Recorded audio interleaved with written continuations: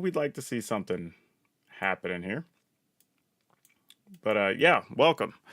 This is not something I normally do, so I don't know how this is gonna work. I've done stuff for like set announcements and stuff live. I can't remember the last time there was a situation like this where I did a live stream or live reaction. So we're just gonna see what happens. So like I said, Lady Lavinius is in here being streamed for the moment, being hosted. Here, let me switch screens because this isn't really important. We'll just keep this up. You are not late, Kalos. The event doesn't start until 2:30, so you are totally okay at the moment. However, I am going to switch screens here. Bring this up. So, just want to say thank you to everybody who's stopping by this afternoon because I don't know what they're going to say. The announcement they put out sounds like it's going to be more of an explanation of the economy more than, hey, here's changes, updates, whatever.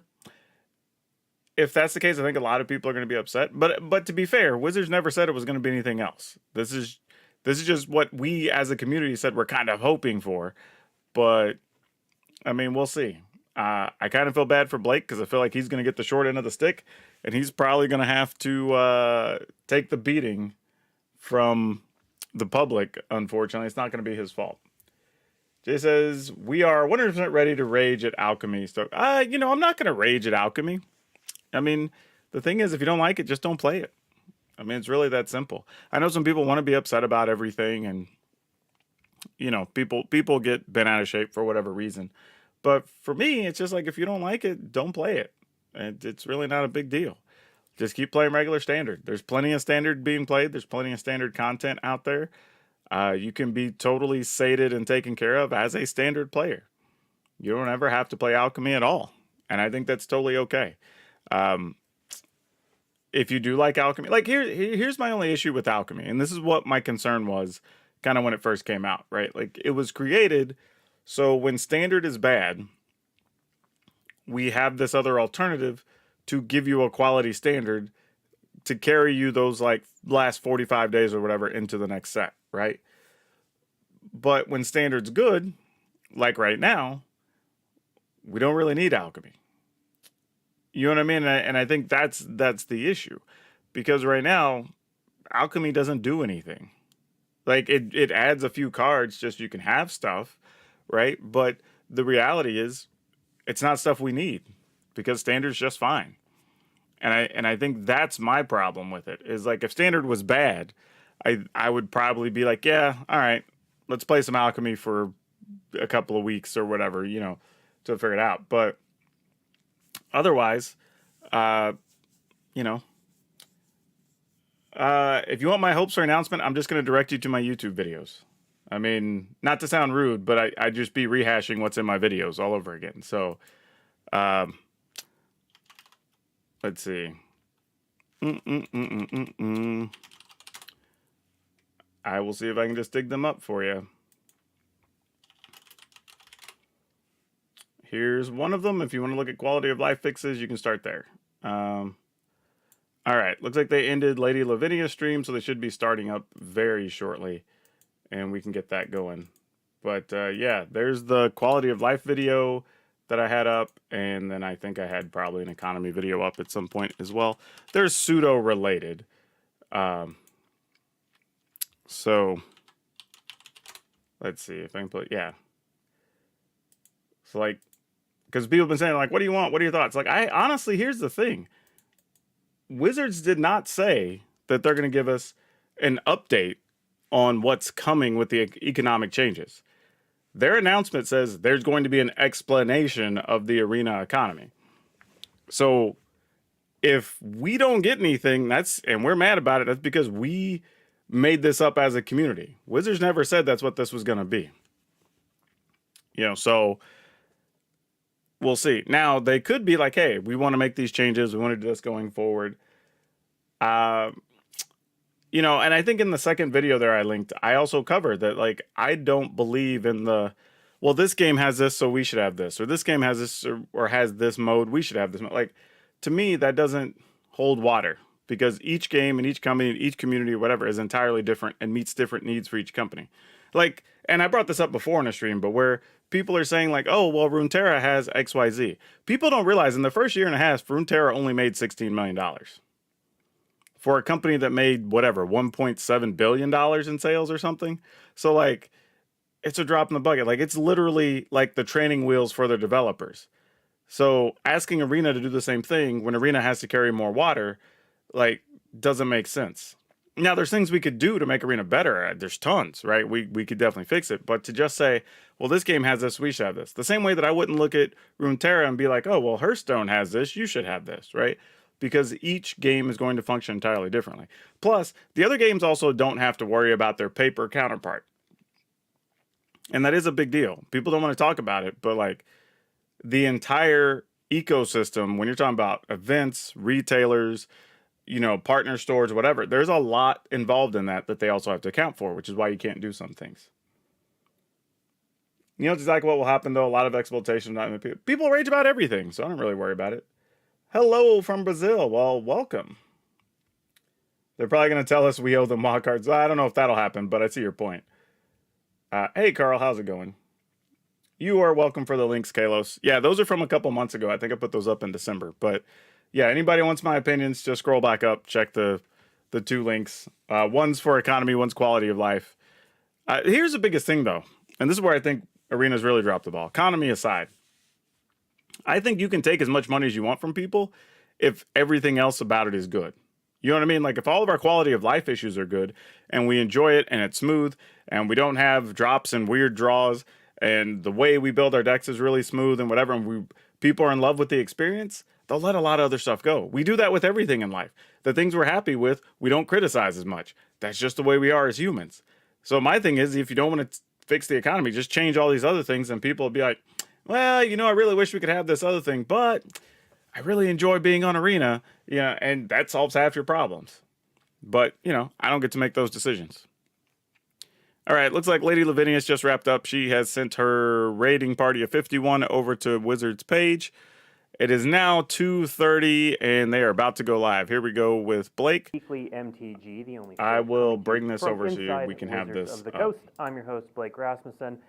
And today we have the show I've been promising for a while now, the Arena Economy. Question is, can everybody hear this, or do I need to turn it up? I'll probably turn it up anyway. It's a little bit soft in my ears. Hear it, and we're going to have a little conversation about the MTG Arena Economy.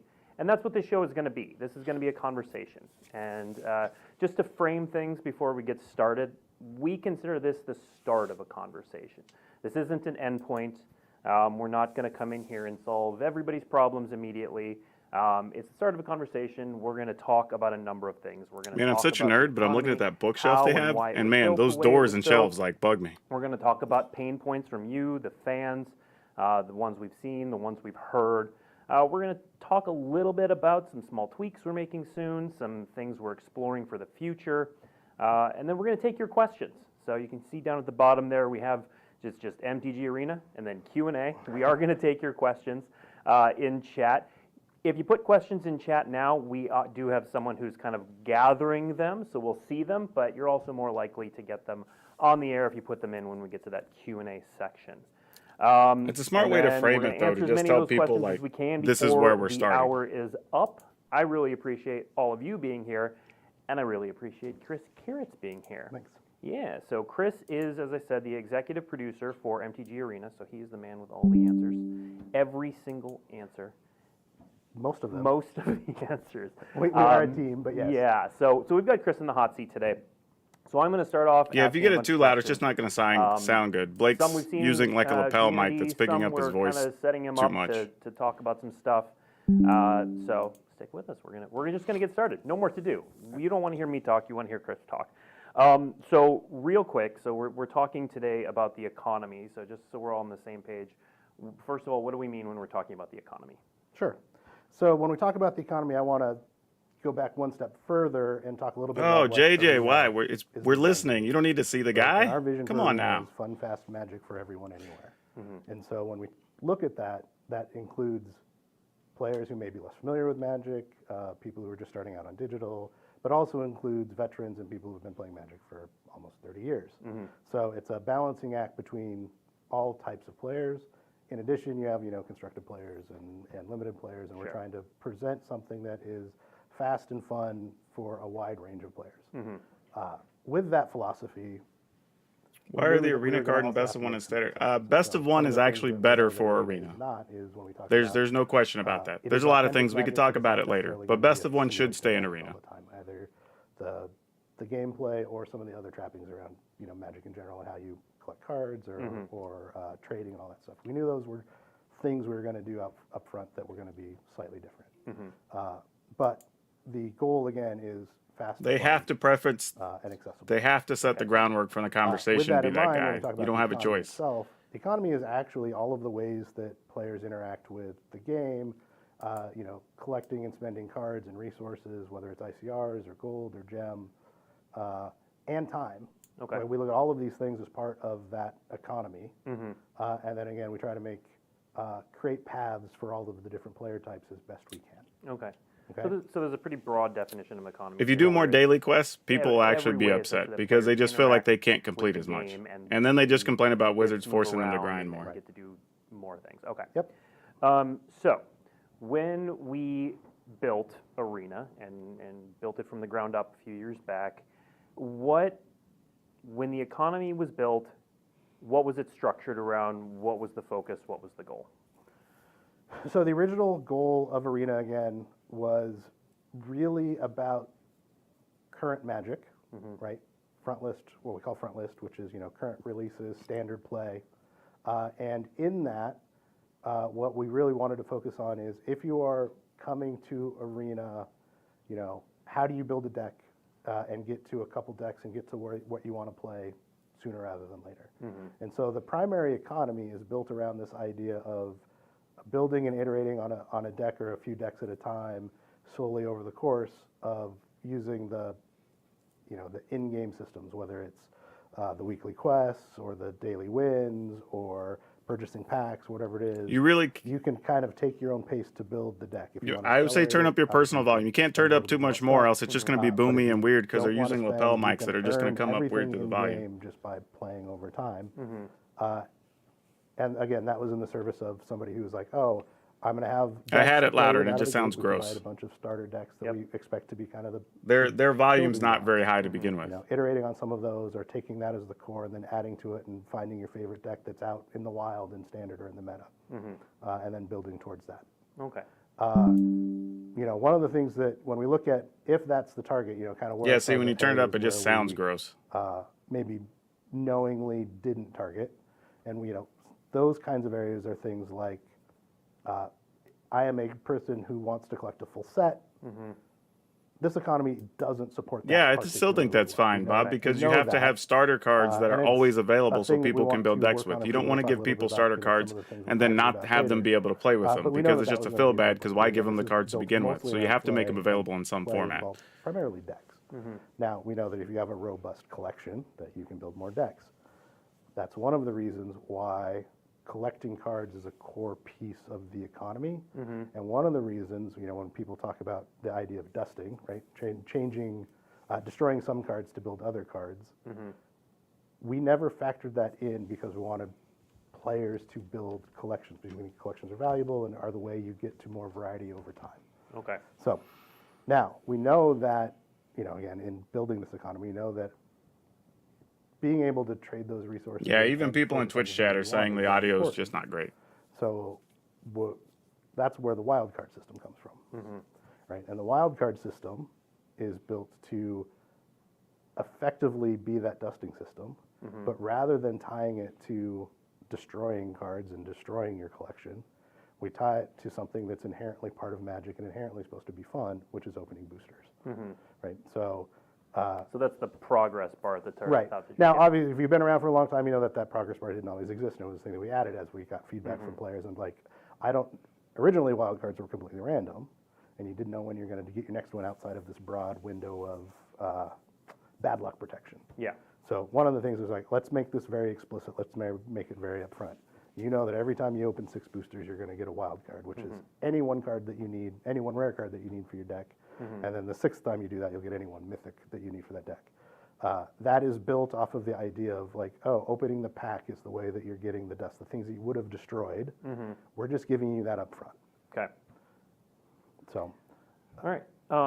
So you started to touch on it. You mentioned that completing a collection is not, this economy is not especially well suited for that. correct. And you know that's a pain point. So what are some of the other pain points? I don't areas of assume concern anything's going to that be you happening see on this with the announcement, economy right now? but we'll see. So beyond, kind of like set completion, we know that if you are a person who likes to dabble in a lot of decks, build a lot of decks, or try a lot of things, that sometimes there can be some. I mean, to be fair, between the dailies and and other the way stuff, it's wherever, built you do is get you a have fair to amount just have for playing. Pretty robust collection to be able to bounce around like that. Sure. We know that that is a pain point and can be problematic. We know that if you're trying to build your collection, limited is a really good way to do that because as part of the game experience, you're opening a bunch of cards and building your collection. You're also playing and earning prizes. If you don't like limited, you don't have that option to you. Right. Right, and so that there's a pain point there, which is how do I build a collection as a constructed player when this kind of viable path isn't the one for me because it's not something that I enjoy. Okay. So those are kind of a couple of the big ones that we know about and are going to be exploring ways to address. And Okay. What about how players do or do not spend wild cards? so one of the when you go back to trying things out, wild cards are a valuable commodity in this. Very economy, much right? You so. want to make sure that you're spending them because they are, a little bit slower to come by compared to like you have to open, a handful of packs and earn them, and then you don't want to make sure that you're spending them on the right things. And so we do see a little bit of, we'll say, anxiety and wildcard spend. So people will hold on to them until they know exactly what they want to build. But that also prevents them from just kind of diving into some of the things that they want to do. So that is another point. I kind of that want we're those aware of Chandra and and Nissa pictures in the back. we'll talk about solutions for as we move along. Okay. Well, let's dive into some of those solutions right now. So, Sure.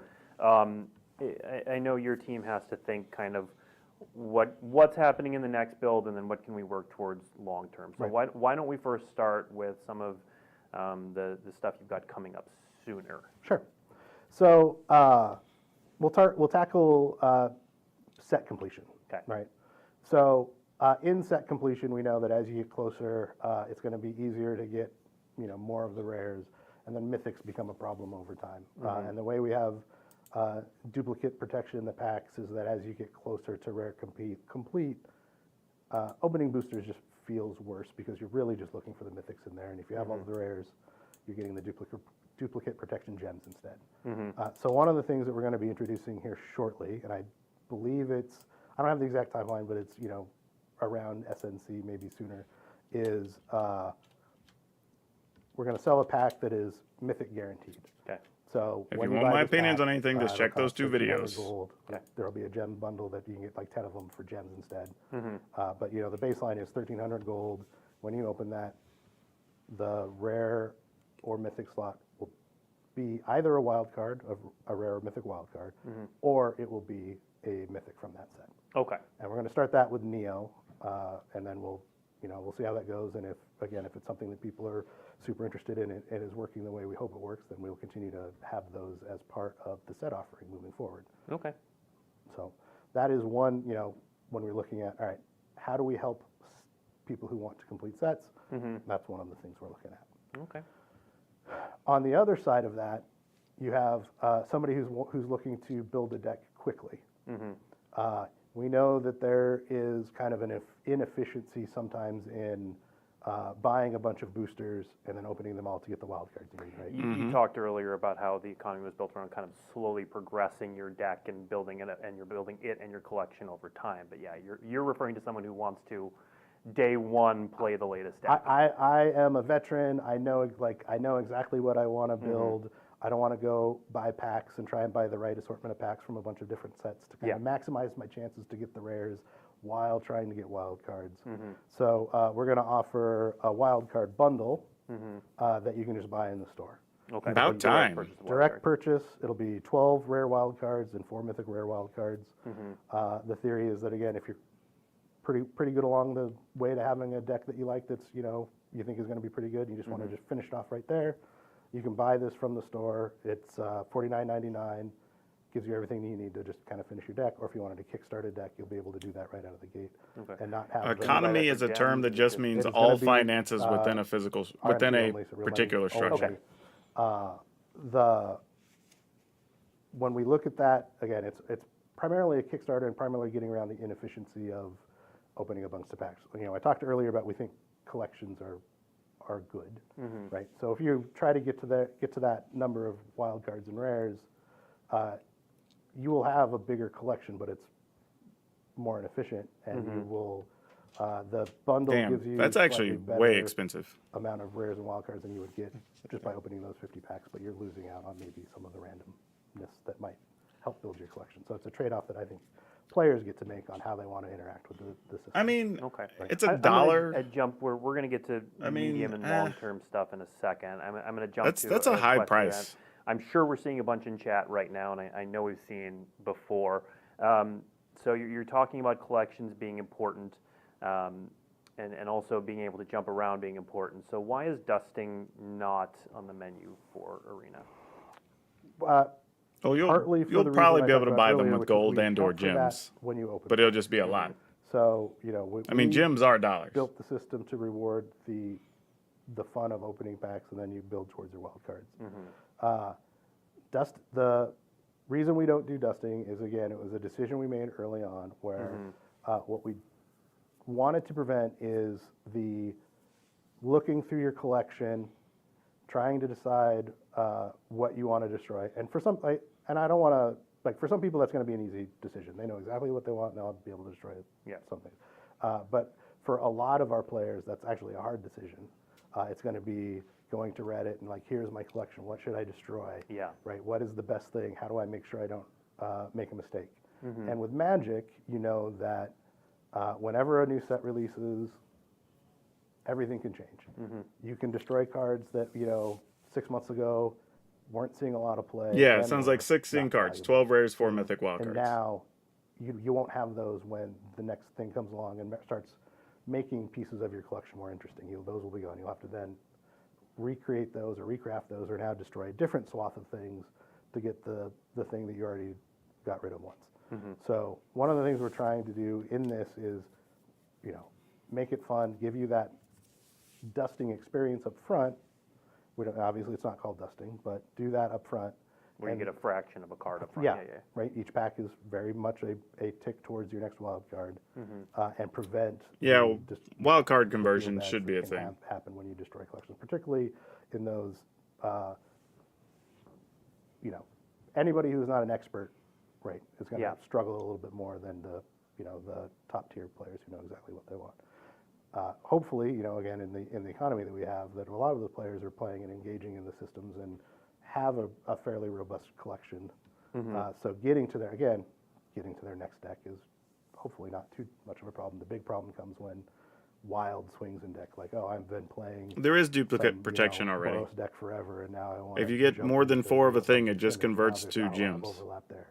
That's where some of the pain is, and that's where, again, we hope that something like, a wild card bundle will just kickstart that. You'll have a bunch of the commons and uncommons. Like if you open a set and you have 4 of something and you would open that rare, it opens up a different one. So and then whenever you already have all the rares, then it just gives you are gems thinking instead when you open up a kind pack. of medium and long term. So just we got on a little sidetrack there. Although I know that was something the audience wanted to hear. So so we talked about wildcard spend anxiety, the ability, you know, difficulty in dabbling and exploring, difficulty completing a collection, those sorts of things, and other issues. Make the chest not have uncommons. Medium and long term, obviously, it gets a little hazy the further out we get on what's actually going to happen. But what is your team thinking about for solutions in those areas in the sort of medium and longer term?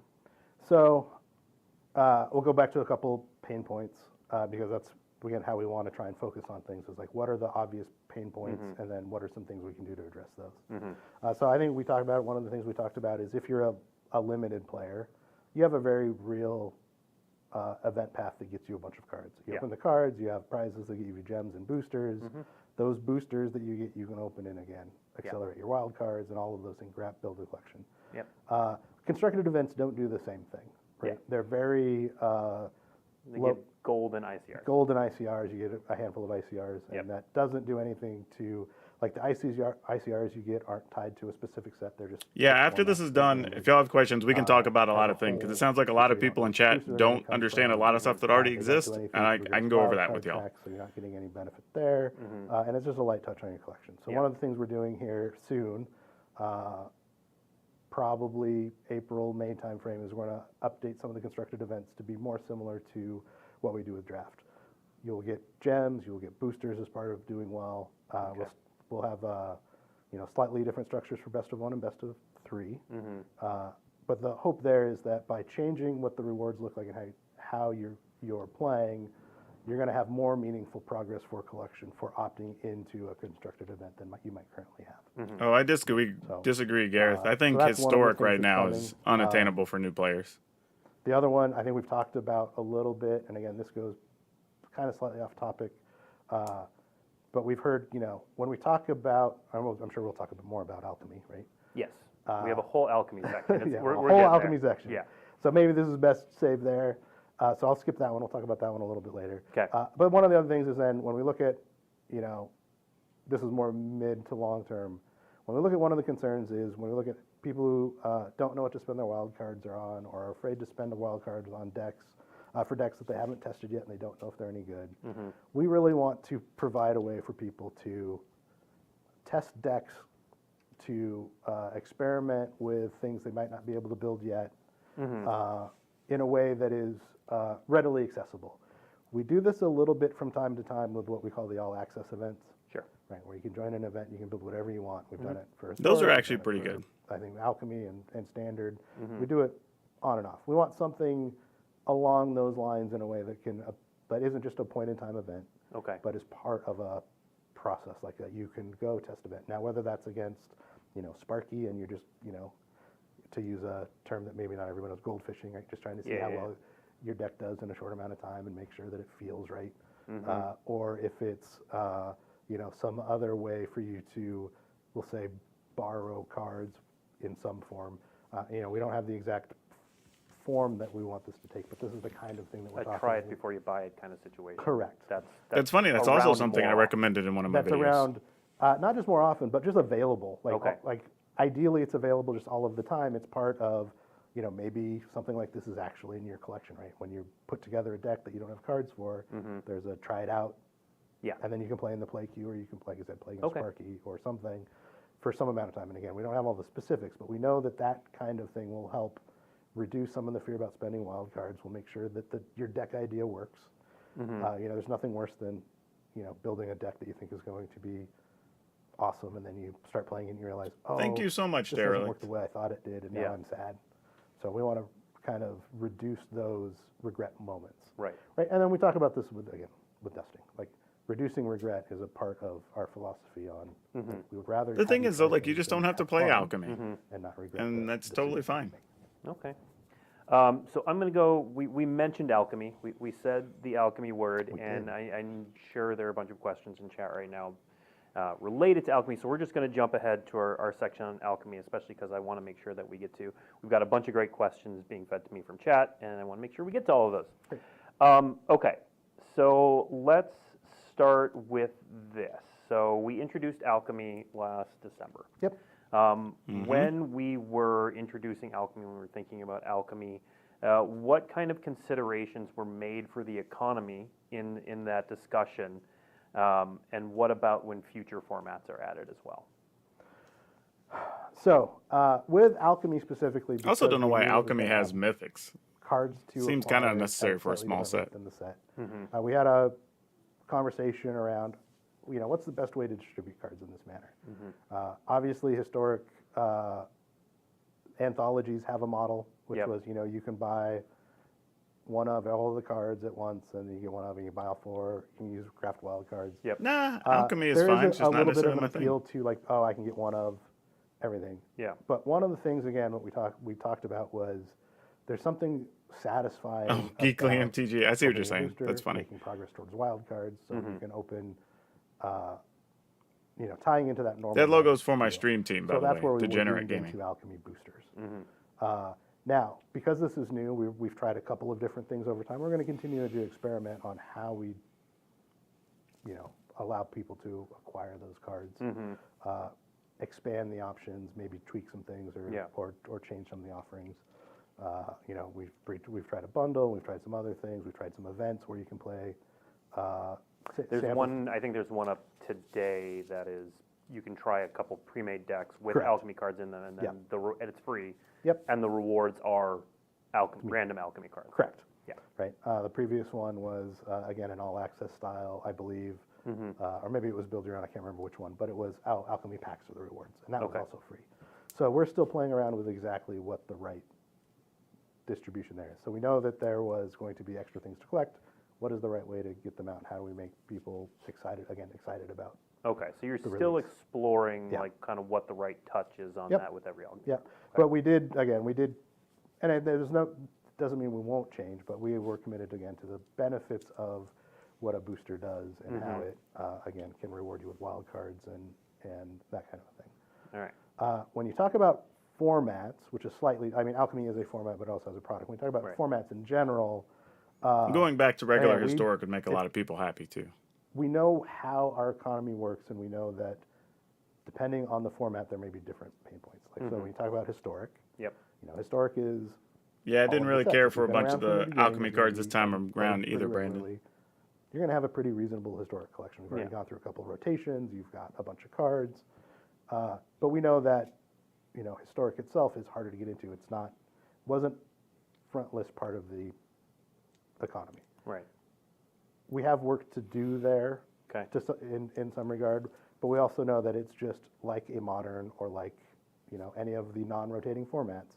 It just has a higher barrier to entry. Yeah. Right. So as a new player, again, we expect most new players to be in Standard or Alchemy, something that's more front list, gets their feet under them, start building. I'm their taking a lot of notes as we go along, and then so eventually pivot to an post video Alchemy we can or talk to about a lot of Historic things.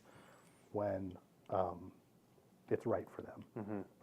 We know that just jumping into Historic will be hard. Now, a wildcard bundle will help, again, because it does one of the key things, which is We can talk about, You're gonna get hold players, some of your unlimited, questions. so you If can they're not related to the actual know video, what they're save from, it. We're going to do a thing Historic or after Standard or the Alchemy, live whatever it is stream, that you want, and you can we'll talk about a factor. lot of So different stuff. I'll the answer ability all the to questions get you to want that after will that. be faster up front, if you want to take that route. Okay. I'm trying to keep at least things on point for what we have in the actual One of the other video, things, and then we can answer the other things. When we launched Alchemy, we had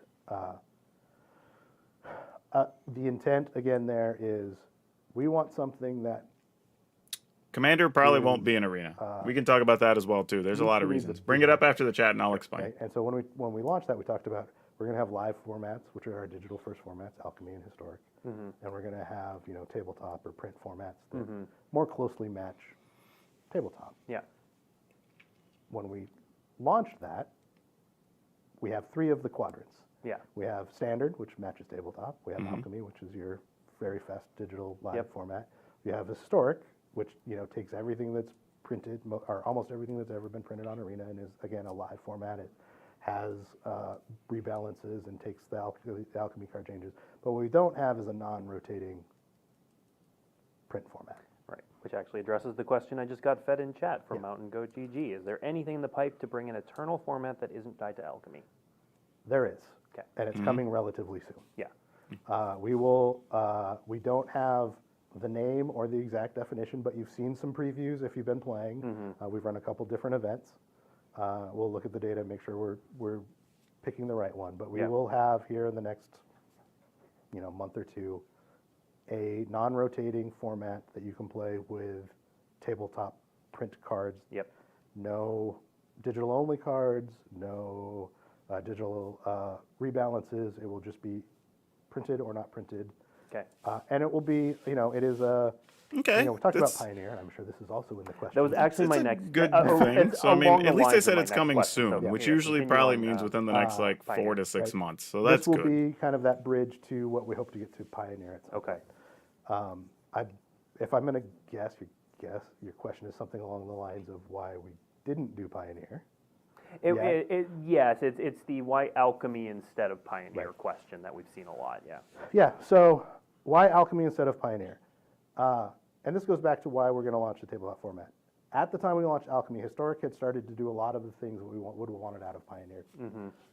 A non-rotating format for players to play the cards that they've collected over time. Yep. And Historic was filling that niche very well. Again, we can discuss Commander later. There's a has whole reason, but grown yeah. continually since, and actually continues to grow as a very popular format. And so the more pressing need at the time we launched Alchemy was, all right, we have standard, we have this non-rotating format, but what we don't have is Pioneer. something Interesting. for digital players who want more regular balances, more regular iterations on what's popular at the speed that makes sense for a game that has lots of play. Right. One of the things we're trying to address is that feeling of, oh, I'm running into the same kinds of decks for Sure. weeks to months. Yeah. Right, which can happen.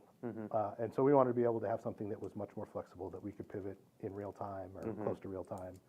And right now the cadence we have is, every 2 or 3 weeks is probably, or every 3 weeks is roughly our kind of like, oh, here's a thing, here's a rebalance, or here's an alchemy drop, or here's something else. Yeah. Again, Historic was filling that non-rotating format well, but with the addition of digital, with the addition of the live portion of that, we realized pretty quickly, thank you, everybody, that there was still a need for a non-rotating format that was just print cards. So you can just use the cards that you have in your, you've seen in your tabletop collections, and you don't have to worry about. Well, there's something to be said for the mental space too of just keeping track of. Yep. Yeah. So Okay. that will be coming very soon. All right. I'm going to run through a couple more of my pre-done questions, and then we're going to get to Q&A because there's a bunch of good questions that we've got here. Let's see. How about let's stick with Alchemy for a little bit. Can we have more Alchemy-focused draft and sealed events to help build collections? Is that a possibility? So we knew that when we Alchemy talked about focused draft and adding sealed. cards, Yeah. we knew that the amount of cards would be Because it's not very many. something we have to manage very closely. The first Alchemy drop was kind of a double drop because Mid and Vow was kind of a double set, so we tied into that. Yeah. And to have enough to launch the format with. Sure. Our regular drops are always going to be right in that 30 card range, and it's really hard to have anything with that few cards have some sort of limited experience to go along with that. When we had settled on boosters, we had talked about, all right, is there an opportunity to include Alchemy in a draft of some sort? Yeah. And there still is an opportunity, but it wouldn't be a regular thing. It would be a sometimes thing if we went down that route. Sure. One of the things we wanted to be very cautious of, again, when we talk about authentic Magic, is keeping a draft format as close to the tabletop version is something that we value very highly. Again, it's an expectations thing. So what we want to be cautious of, if we do something like this where... It's interesting maybe that there's they want a to mix keep of Alchemy sealed and boosters draft and, formats as like close as putting possible, but they weren't worried about Alchemy and regular keeping boosters a in draft paper that people eternal really don't know format what they're on getting into. We don't want to surprise people. Arena Right. the So, same.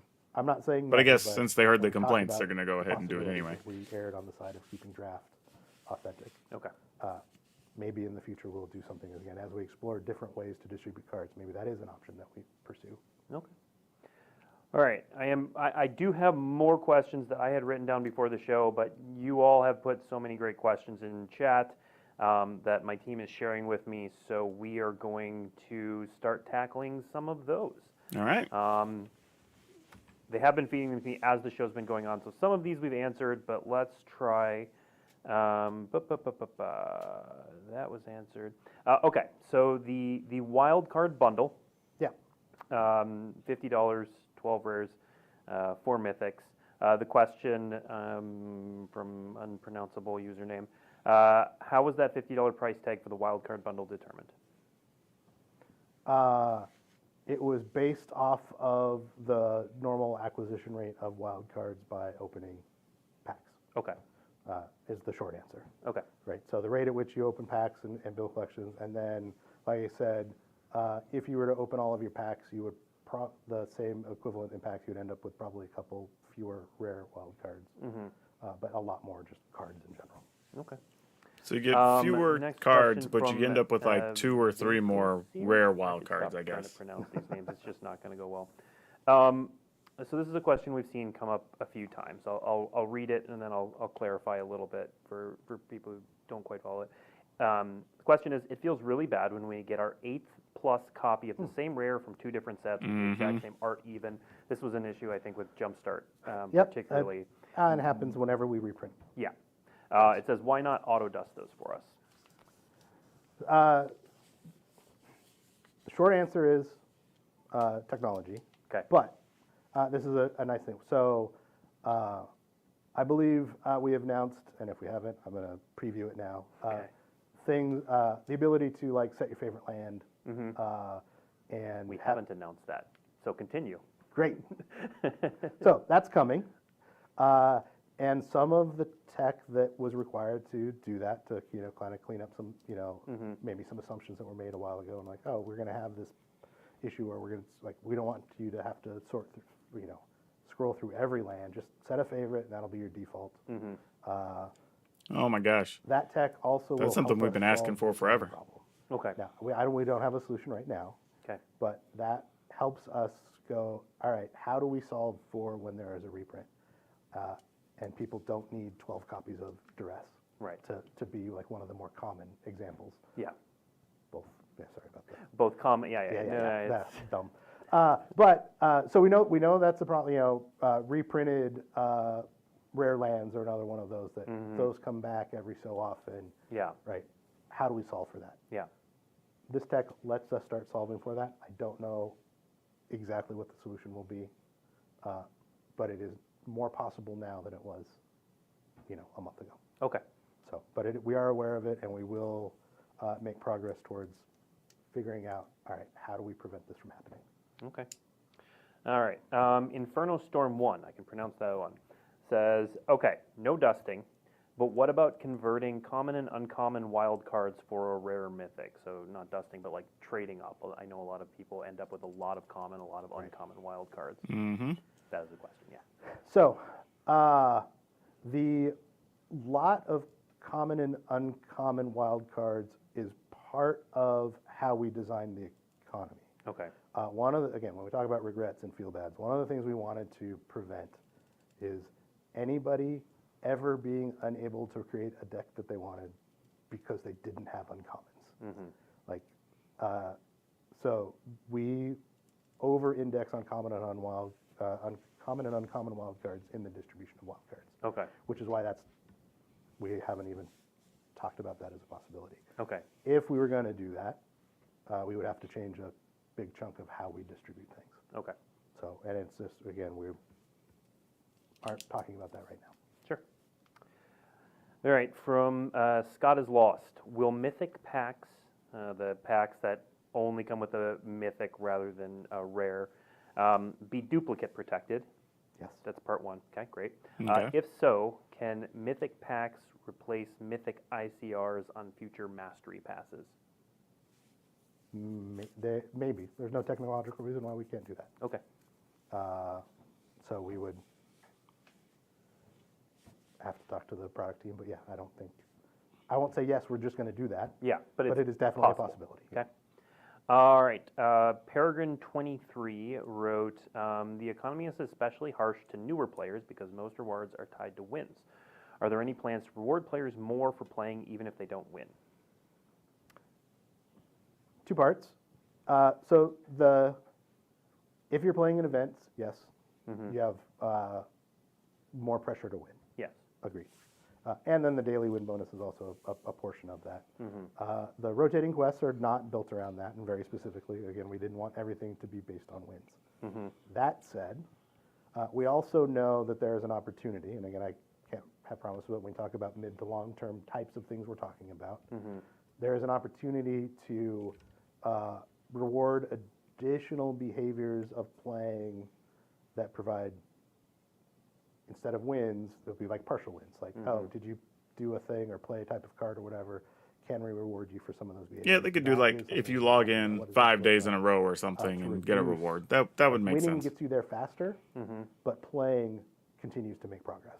Sure. That's the style of thing that we would be looking at to replace or to help those newer players who are starting out. And you know, the premise is absolutely correct. Like, if you're just learning how to play Magic, you are learning so many things, and winning is going to be harder as you learn cards and interface and all of the other things. So we are aware, and it is the kind of thing that we want to address down the road. Okay. All right, next question from Marvoleaf. These usernames are getting easier. All right, what about reimbursements for nerfed cards, so cards that are rebalanced to be less powerful in Historic? Can we get our wild cards back? Before you launch into that, I good will. question. I'm gonna be corporate chill for a sec. It is worth pointing out that there were a bunch of nerfed cards, rebalanced cards, and it was Alchemy, so a little different, but that did show up in the event, the championship this past weekend. So they do still get played, but it's still, you know, a reasonable question. This card that I had, that I, you know, exchanged a wild card for, maybe no longer does what I needed to do. So is there any discussion in that area? That one's slightly more complicated. In the goal, again, of having a fast digital format was for us to be able to make changes quickly. Yeah. Both positive and negative. We've had, you know, some of the rebalances were very heavily skewed towards just cards got better. A couple of them got worse. The whole dungeon. Correct. Deck, Like, yeah. hey, Yeah. let's find The cards dungeon that stuff was actually we good think have upgrades. interesting potential, but may have missed the mark. Yep. And make them better. And we saw with Venture, we saw that, and it actually did well in the set championship. Right? Yep. In order to maintain that, we needed to be able to free designers to make changes without, like, what's the cost. Right. Right. It is a thing that we have to be aware of. So that's part of that equation on why as we launch, we don't do refunds. Now, I'm not saying that won't change over time. I'm sure if you want a name change, you just have to learning contact as we go their in a lot of customer these service team. outside of, you know, ancient history long ago. Those things not gonna be a only thing. cards are new, Yeah. and how they interact with the ecosystem are new. The philosophy around all changes that we make is, you know, when we're talking rebalance, we're trying to find the right level of power so the card is still playable, but doesn't create a situation where it's the only card you should play. Okay. Right? And so when you look at some of the changes, and particularly, like, we do balance primarily for Alchemy, and some of those changes will hit Historic over time. Yeah. Like, sometimes you're rebalancing a card that doesn't see any Historic play, and it still doesn't see any Historic play, and nobody cares about those particularly, right? But, you know, the kinds of ones we've seen are ones where the balance is more felt in Historic than in Alchemy, and how do we manage those? So there's a couple things. Again, we'll look at the play rate, how they perform in decks. We have a lot of data on, you know, what is the win rate. Just hang out till afterwards, Travis. Plus, I'll have a video follow-up this You evening. know, from the data side, we've been pretty happy with the changes we've made.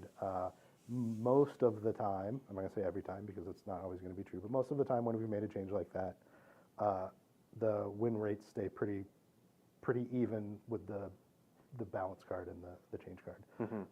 A lot of what sometimes it'll happen, it may go down in how often it's played a little bit, as people find alternatives that just weren't viable at the time. But now you have a conversation or a consideration to make. Do I want this ability or benefit or this one? And that's where some of the interesting choices get made. When we're talking about Historic specifically, we're also talking about what's the long-term plan. If I'm balancing something for a rotating format, what happens when those cards rotate? Yeah. Do they just go back to normal? It's very likely that you know, that's kind of something we will pursue. We haven't gotten to that point yet, so we don't know for sure. Yep. But This is a long way for him to say, it's very easy no, for you're us not to be getting like, refunds for it is rotated out. It's a Nerf historic cards. card. Great, full power. Yeah. Go have at it. In the short term, between now and then, is there a feel bad to some degree? Absolutely. We understand that that's part of it. But what we hope happens in, you know, some of that is that the format is more balanced and more fun to play over time, that kind of balances out a little bit. And again, we'll continue to work on it, iterate on it, and see what changes can we make or what changes do we need to make, and then start rolling those out as well. Okay. Okay, best username so far, Turtle Power MTG. That's pretty good. Yeah. Will constructed events either impact rank or have some other meaningful organized play path? Short answer is yes. Okay. and we're not ready to talk about it. Yeah, that announcement's Probably next next week. month. Yeah. Yes. Yeah, for those who don't know, we're doing the tabletop Premier Play announcement later this month on the 31st on this show. We'll have Billy Jensen. Oh, 2 plug weeks. some other Sorry. show in the middle of this Not week. next week. And then, And while we won't have all of the details for digital at that time, digital is a part of those, and we will announce those over time. yes, and all those details will be on the 31st. You'll see it then. But it's all happening. It's all happening. Okay, not a question, but just a plug. We'll give it for Dark Ad. We've gone back to difficult. Anyway, just please sell the Alchemy cards as a bundle. There's one vote for that. One vote for bundles. Got it. All right. Okay, Paige Lazarus asks, in terms of trying before you buy, are there any plans to enable deck sharing between friends for using direct challenge to test cards you don't own? Are there plans? Yes, that is Blake. Definitely a feature that we've talked I don't about think he's and we know the uncomfortable as value much of. as he is tired. Historically, over the long history of Magic, the best way for players to learn is to play with their friends. Yes. That is something that we are very much aware of and have talked about. When is just a different conversation. But yes, that kind of thing is something we're very interested in. We think that's very powerful, and we would like to get there at some point. Okay. The Man with the Cat asks, will we get more historic anthologies? Yes. Great. Boo.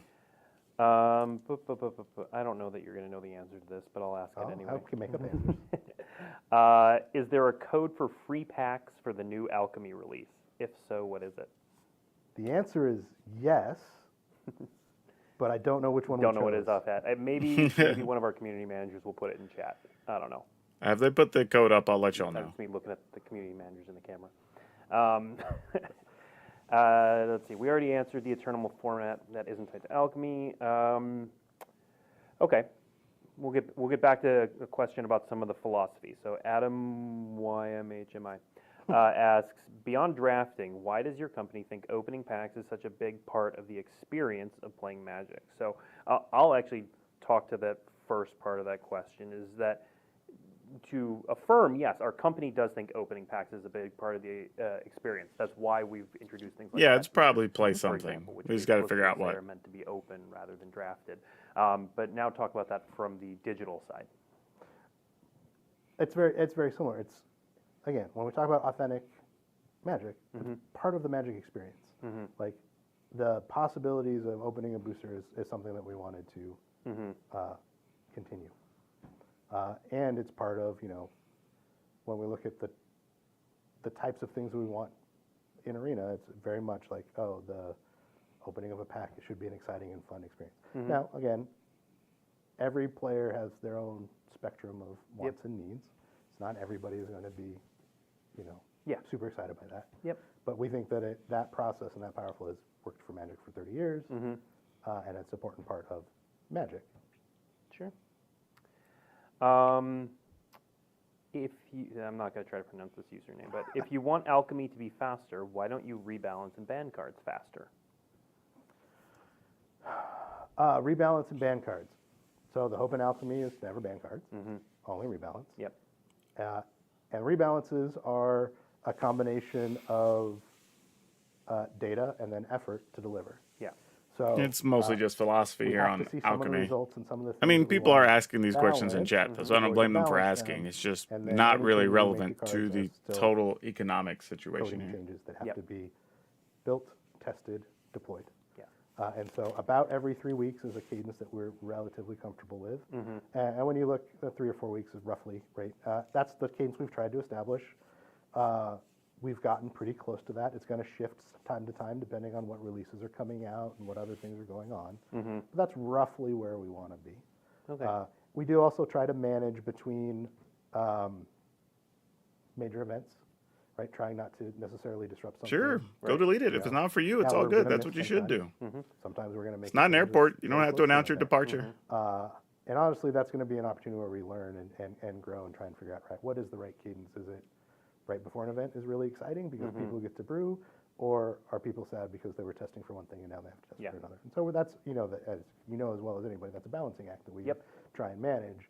So we may shift something a week or two depending on that. It's one of the reasons why Alchemy is releasing after the set championship. Right. Yeah, Coos, I think my quick math is something like $3.12 to It is $3.15. available Yeah, today. there you go. There's your plug, everyone. So when you get your code, community managers, you will use it right away. Yep. Okay. Let's see. From CrimeNet. Is the normal acquisition rate of wild cards something that is open to change? If you're talking about the rate at which we Hey, currently DDP, I distribute just try to wild keep it cards, real. is it open That's to all. change? Yes. Do we I'll just plan play on changing Pioneer it? on Mitgo Like for like, that? hey, nothing wrong with that. If that's what works for you, go for it. From 6 Streaming, one of the big issues in making multiple decks is the rare land requirement. Oop. And the gazebo in Wisconsin. Hey, it's good the Has there weather's been good enough any for you to sit thoughts outside in on just giving Wisconsin. players a set of rare land cycles that set comes out so people don't have to use wild cards on not fun cards that deck needs? And I think you can probably talk more about just like rare lands Yeah. generally rather than that specific So- suggestion. I don't look at the context of every deck, but we update our decks. The rare lands thing is just like a long-term thing rotation at in This is the deck that you Magic. acquire That's as a not new really player. an arena Yeah, yeah. thing. The rotation renewal is Right, yep, rotation renewal. Yep. So we update those at the rotation to be good for a year. And I believe that some of those will include some of those lands, so that we do it in that way, but we don't do it for every set. Okay. Like, could we? I need to grab I my don't know. I don't smoothie know that got delivered to what me. would look good in that world. We haven't talked about it. We know that that's a pain point, but it's also part of the set. Sure. So I have no idea what flavor this is. It certainly, looks peach. a decision that people make is like, do I get the lands? It's like a which are peach not and big something. fun I don't know. Flashy spells, but are kind of like that evergreen growth. We know that is a pain point too, and maybe It might have been we DDP. can look at additional conversations. Yeah, around spell stuff- table's good around that, stuff. But I don't have anything specific right Okay. now. Will ICRs ever Probably get one of the duplicate best protection? purchases Wizards made in the last couple of years. Will ICRs ever get duplicate protection? The answer is maybe. There's some technical challenges with how we deliver ICRs that makes duplicate protection hard. Okay. So in some spaces they are actually duplicate protected, but because it's not everywhere, we don't advertise that. Okay. Will there be more remastered draft sets added? Will there be more remastered draft sets? Not currently on our radar. Okay. Doesn't mean never. There's a lot of space available. I think when they say rotation renewal, they just mean when we get But to there's the nothing fall that's set currently planned. Nothing. and you kind of get Okay. some freebies and they give Any you current plans the beginner decks to- and all that. this I is think it's just from part of that whole Alpha Stream process. 1. Any plans to remove or improve, the vault? ICR is individual card rewards, the things you get So, from like let's talk Mastery about Vault. Pass, So Vault your was our dailies, stuff original like swing that. at duplicate That protection. you just Way get for back free when. for stuff. Yeah. And then we came up with the current version of duplicate protection and said we were going to remove the vault. Yeah. And then we just didn't, because what happens in the vault is that you open up, duplicate commons and uncommons, which happens Yeah. quite a bit. You just get progress in your vault, and eventually it shows up on your screen, and you can open. You get some wild cards. For us, we think that that's just a nice little bonus. We don't. Sure. It's not an integral part of the economy anymore, but we leave Yep. it as a bonus for people. When Take out the uncommons and add one more rare wild card to the Buy vault. packs over things like Yeah. when you open packs, you do make progress towards that vault eventually over time, and it's a nice Yeah. little bonus. And little trick. If when a set comes out, you spend all those common and uncommon wild cards that you think are extra on new commons and uncommons before you open packs, then all of those go into the vault. Correct. When you open them. Little trick. Blake Pro Tip. I did not come up with that. Yep, I told people about that like 2 years Okay, ago. here's an interesting question from SBS 0311. Any consideration to allowing wild cards to convert to other currency we could use for something like drafts? We, since I've been on the team, that is not a conversation we've had. I would Okay. assume no, though. Fair enough. So, Well, there you go. There is an idea for your brain hole. it has not been a consideration. Okay. Next question. Let's see. From No, there have been a Azrael few. Exclamation point. Remember, technology, Why do Brawl and economy Historic involves Brawl not have a everything. ranking? So, mostly from, again, when we talk about intent of what some of those formats are for. we look at Brawl and Historic Brawl as additional formats for fun, for variation, and less competitive. So Yeah, we you don't want want ranked competitive brawl. I don't even know why pressure somebody on asked that. formats where, That's also not really an competitive economy question.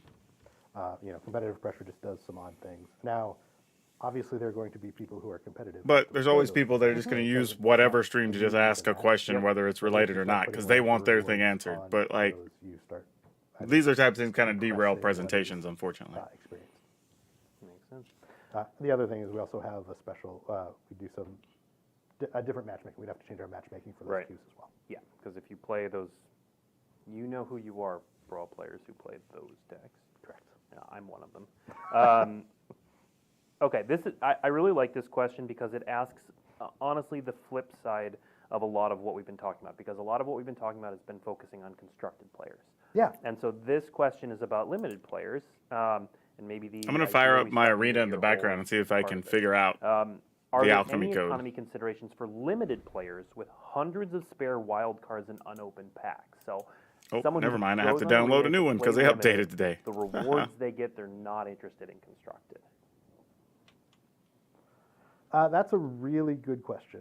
Some of it stems from we think having a collection is valuable. We know that not every player wants a collection. Yeah.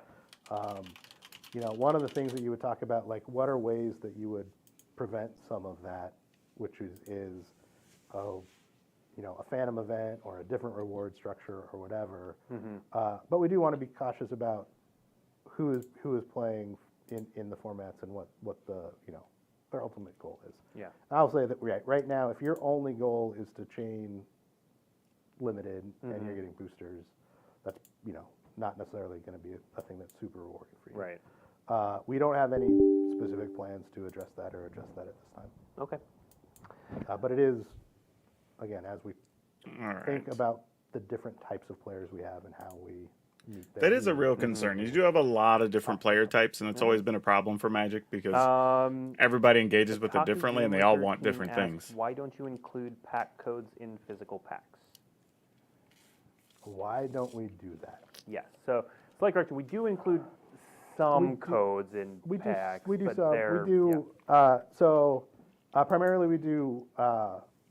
It's just pre-release So prize primarily, packs like, right now. one of the things we like to do is we like to reward experiences. Yep. A lot of the times over just raw product. Yeah. So when you do pre-release, I was gonna say I opened a pre-release pack today, and yeah. those have codes because we have this experience, and then you go do the thing, and then you're going to experience other things. The problem with just bulk packs is that the tabletop audience is much larger than the arena audience, and so a lot of people who get those they're not useful to them. Yeah. So, and we just want to be careful about how we distribute things and who gets what. So The scale is different, is what you're it's saying. it's very different. Okay. All right. Next question from Eder Ramirez. We do only have 5 minutes. I'm going to try to get through as many questions as we can in the All right, they're almost done. So in 5 minutes, with we'll do a wrap up, and we can talk about the video, and we can answer all the other questions or are you people only going to do rebalances, clarification and on are or there any whatever. plans to improve any historic only cards?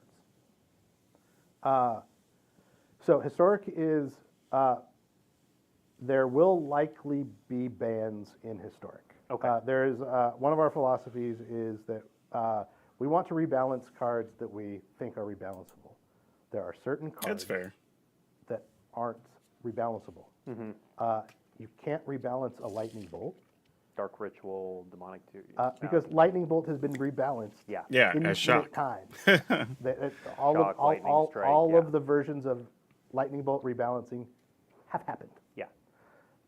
Or you have a card that it's so iconic that if you Lightning Bolt.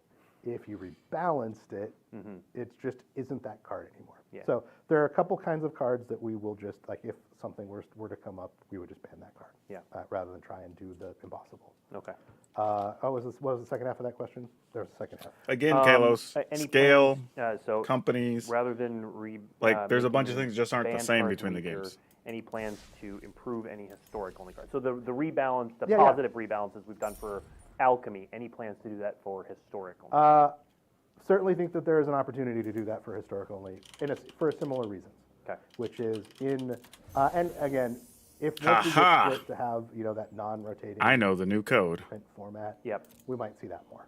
Where the expectation is that Yeah, it's not trickling down from Right. Alchemy. Historic may actually get. right. its We've own. we've limited a lot of those to either It was a simple Alchemy guess. cards or previously banned There you go. It's in the chat historic cards if you that we want think it. we can rebalance Yeah. and then unban. Right. As we, again, get those 4 quadrants of play, the 2 non-rotating formats, 1 for digital, 1 for print, and the 2, rotating formats, then yeah, we will probably look at more rebalances in historic. Okay. Let's see. Let me cut a quick promo while we're doing this. Real quick, I can answer this question. Is there going to be an article with these updates? There is an article going up shortly that will not only house this video, but will If have you a want lot of 3 this in free written Alchemy form that boosters Kira's, for put Neon together. Dynasty, just use Play Not everything Neo that we Alchemy talked about as the here will code. That's be it. So all you in got to that do, get 3 article, free because a lot of packs. what we're doing Enjoy. is answering your questions and kind of talking off the cuff. There you go. So a lot of the main points are going to be in that article. The short-term stuff that we talked about that is Yep. coming soon, that is going to be in that article. But a lot of the just sort of answering your questions, not there because we just got them. Next question. I try. It wasn't all that difficult. So I was just like can smart you guessing. get wild card track progression from opening limited packs? So the same way you do it for when you open a booster pack separately, they're asking, could you get that track progression from opening packs by playing limited? In theory, yes, but again, it's not a thing that we're talking about. Okay. All right. We'll go over Last everything in a bit, question. Morton, after this wraps up. We'll do. I'll this stay one. on long enough to answer Any questions and plans to stuff bring for back people. sealed tokens with the pre-release code instead of the 6 boosters? One of the problems with sealed tokens is that sealed just isn't currently available all of the time. So in a world, particularly in a pandemic world, where there was a lot of variance in when and how people were opening those packs, Sure. we didn't want to have somebody open something that And they then not be able to use it. didn't know when they were going to be able to use it. So we moved to packs because, again, Play Alchemy. two That'd actually be kind of components, cute. I wouldn't have hated move it, that. you can use them whenever you get it. You just open the packs. Doesn't matter. Yep. Also, again, for all the benefits of opening packs, moves the wild card. Yeah. All right. That is all the time we have. I know there are more questions in chat, and you all have more questions and thoughts and everything. We are, I mentioned the community managers all huddled in a room sharing questions with me. They are listening, they're watching, they're going to be responding as they can and continuing If I can the remember, can I conversation. clarify a comment about I want to thank Pokemon Chris versus Night? Garrett for coming There's on a billion and starting things, this honestly. conversation. Like I said at the top of the show, we aren't done. We'll have Kirit's back on the show, and we'll do this again sometime, in the nearish future. No, I've already promised the next economy. I Thanks, know. Blake. All right. But I appreciate all of you tuning in. I appreciate the questions. And next week, so I kind of announced the upcoming schedule last week, but next week we have a monthly announcement day where we're going to be talking about a bunch of stuff, but most of what we're going to be talking about is Commander Legends Battle for Baldur's Gate. We'll be doing the pre-beat for that, so you'll have a couple card previews. We'll talk about some upcoming digital stuff. We may have some more digital news at that point. And then the week after that, 3/31, is our Premier Play announcement. That one will be focused on tabletop. We're going to do the digital path likely later in April. So that is it. Right. Thank you, everybody, and we'll see you next week. Thanks. All right, they're wrapping up. I am going to post this, and then we can answer questions people have here. I just wanted to get this out so everybody knew if they wanted some Alchemy packs, they can get some Alchemy packs. All right. Let me get this back to where we can have a normal conversation on a bigger screen. Okay. All right. Where does everybody actually? There's not going to be a chat on here. It's set up for a different thing. Where do y'all want to start on this? Because there's a few. Okay, let's go back. Okay, let's talk about scales of games. And the reason when we started the stream, one of the things I talked about is I'm going to use a more direct analog that people like to use is Runeterra, right? You have a game like Runeterra that, for as much as people say, "Oh, I want these things from Runeterra and Arena," Runeterra, what people don't realize, only did $16 million in its first year and a half, right? For a company that does, I believe the number they said they did was like 1.7 billion. So the things the companies are asking of those products from a marketing, advertising, even from just a corporate dividends, whatever, like are vastly different per product. You know, same thing for Pokemon versus Magic, right? It is very different because Pokemon is stuffed animals, Nintendo games, blah, blah, blah, blah, blah, right? And a card game. Like, you know what I mean? Like it's not the product. There's a bunch of other things and a card game. So things that are offered in one don't necessarily make sense in the other, right? And the market isn't the same from like your Pokemon booster buyer to your Pokemon video game player. And there would like you could not to a I don't know, just super destructive level, but you could shift large chunks of the economy by having boosters with every booster get a pack to generating something that keeps Arena from making its numbers to hit whatever the goals are. And admittedly, I don't know what they are or whatever.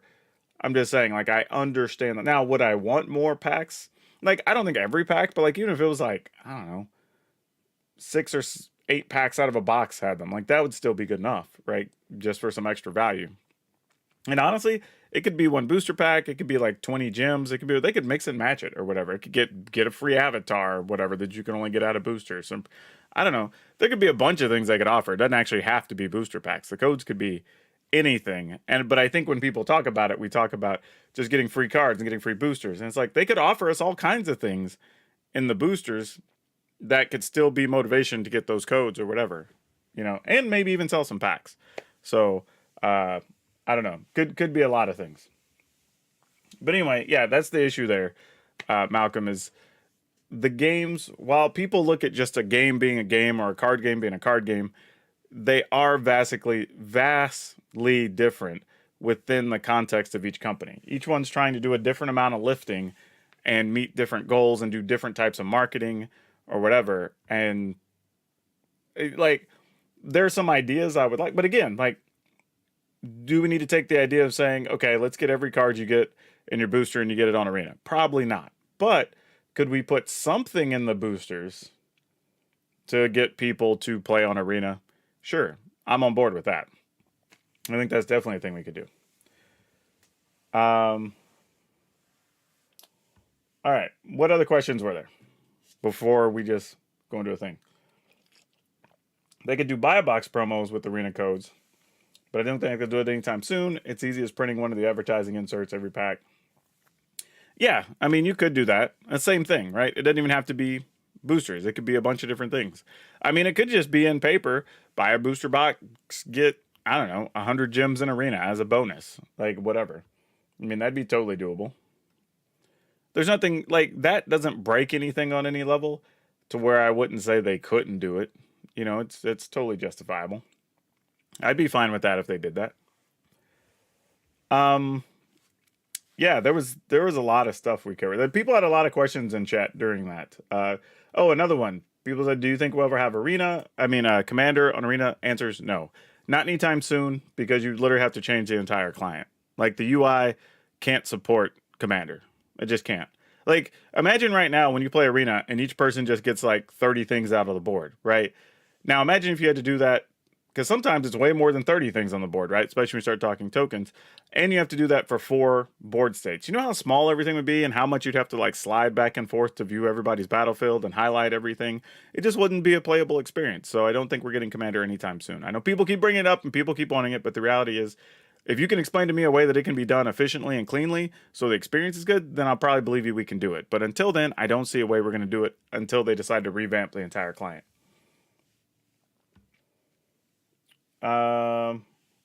Keep watching this. Wizards is such a scum company. I mean, I don't know. Everybody says that about every company they're part of. Go talk to the Hearthstone players and they think they're getting ripped off. You know? I mean, seriously. Every card game I've ever seen, like people always hate, actually games in general. You know, Games Workshop charges too much for the miniatures. D&D books are too expensive. Blah, blah. Like, just go down the list. Like, every game, the players hate whatever company is that make the stuff. Like, I don't know, and I mean that dead serious. I don't know a single, hell, even video gamers, they hate Bethesda, they hate EA, they hate whatever. Like, nobody likes any of the company that makes the stuff they want. They're all corporations. Miss the days when the pre-release packs came with sealed or draft tokens. Sure, they just come with 6 booster packs now. I mean, you still get something. Imagine if they just monetize cosmetics versus using outdated booster packs, similar to how Runeterra does. Again, we just talked about it. Runeterra, Magic, different goals, different things. Like, cosmetics aren't, like, Magic players, like, here's the difference. Like, just player mentality. Magic players were not bred on cosmetics. League of Legends players were bred on cosmetics. So you're already having to change the mentality of the people who buy the thing you buy when you try to change that. And I'm sure Wizards can see, like, hey, when we put up a sweet avatar, we sell, like, I don't know, probably 10,000 of them. But if we do some deal on booster packs or whatever, then we make a bunch of money because people, 100,000 people buy booster packs or whatever it is, right? If I would put money on if the cosmetics were significantly popular, and even if people were just spending their gold on them regularly, they'd probably do more of them. Let's say head leaf rod to dimension plus X option for purchasing multiple packs. No, that's more of a quality of life issue, not an economic issue. Tabletop simulator for Commander, though. Sure. Tabletop simulator is also not the same gaming experience. They'd have to make a new game literally. Yes, for EDH, I totally agree. Thanks for being great with the community. Thanks, I try my best. Valve is a loved company? I would question that, Gadberry. There is definitely some hit or miss with Valve. Weren't they the ones involved with the, what was that game? The game that Richard Garfield that lasted like 2 months or whatever it was? Yeah, there was a lot of hate from that thing. They're all primarily in the business of making a profit. Yeah, absolutely. I mean, that's no secret there. Malcolm says, I play with a group that all agrees on a $50 set limit. Alchemy is not an option to us. We tried. Was that at all addressed? I mean, you can play with your friends still, and you just set a limit on the cards you want to build. That's nothing to address, really. Can you make a mono red burn deck? We have one from a couple days ago, actually, a mono red list.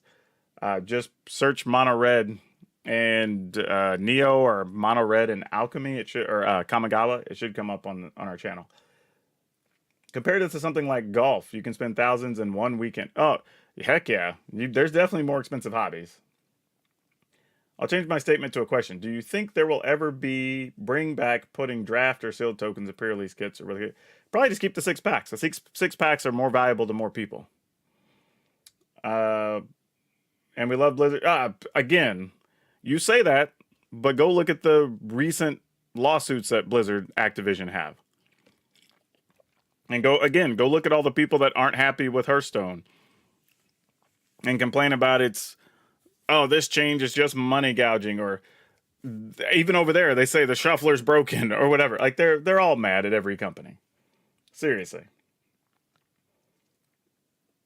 Yeah, people mad at Warhammer. Warhammer increases their price. Literally, Warhammer had a business model where they increased their prices practically yearly.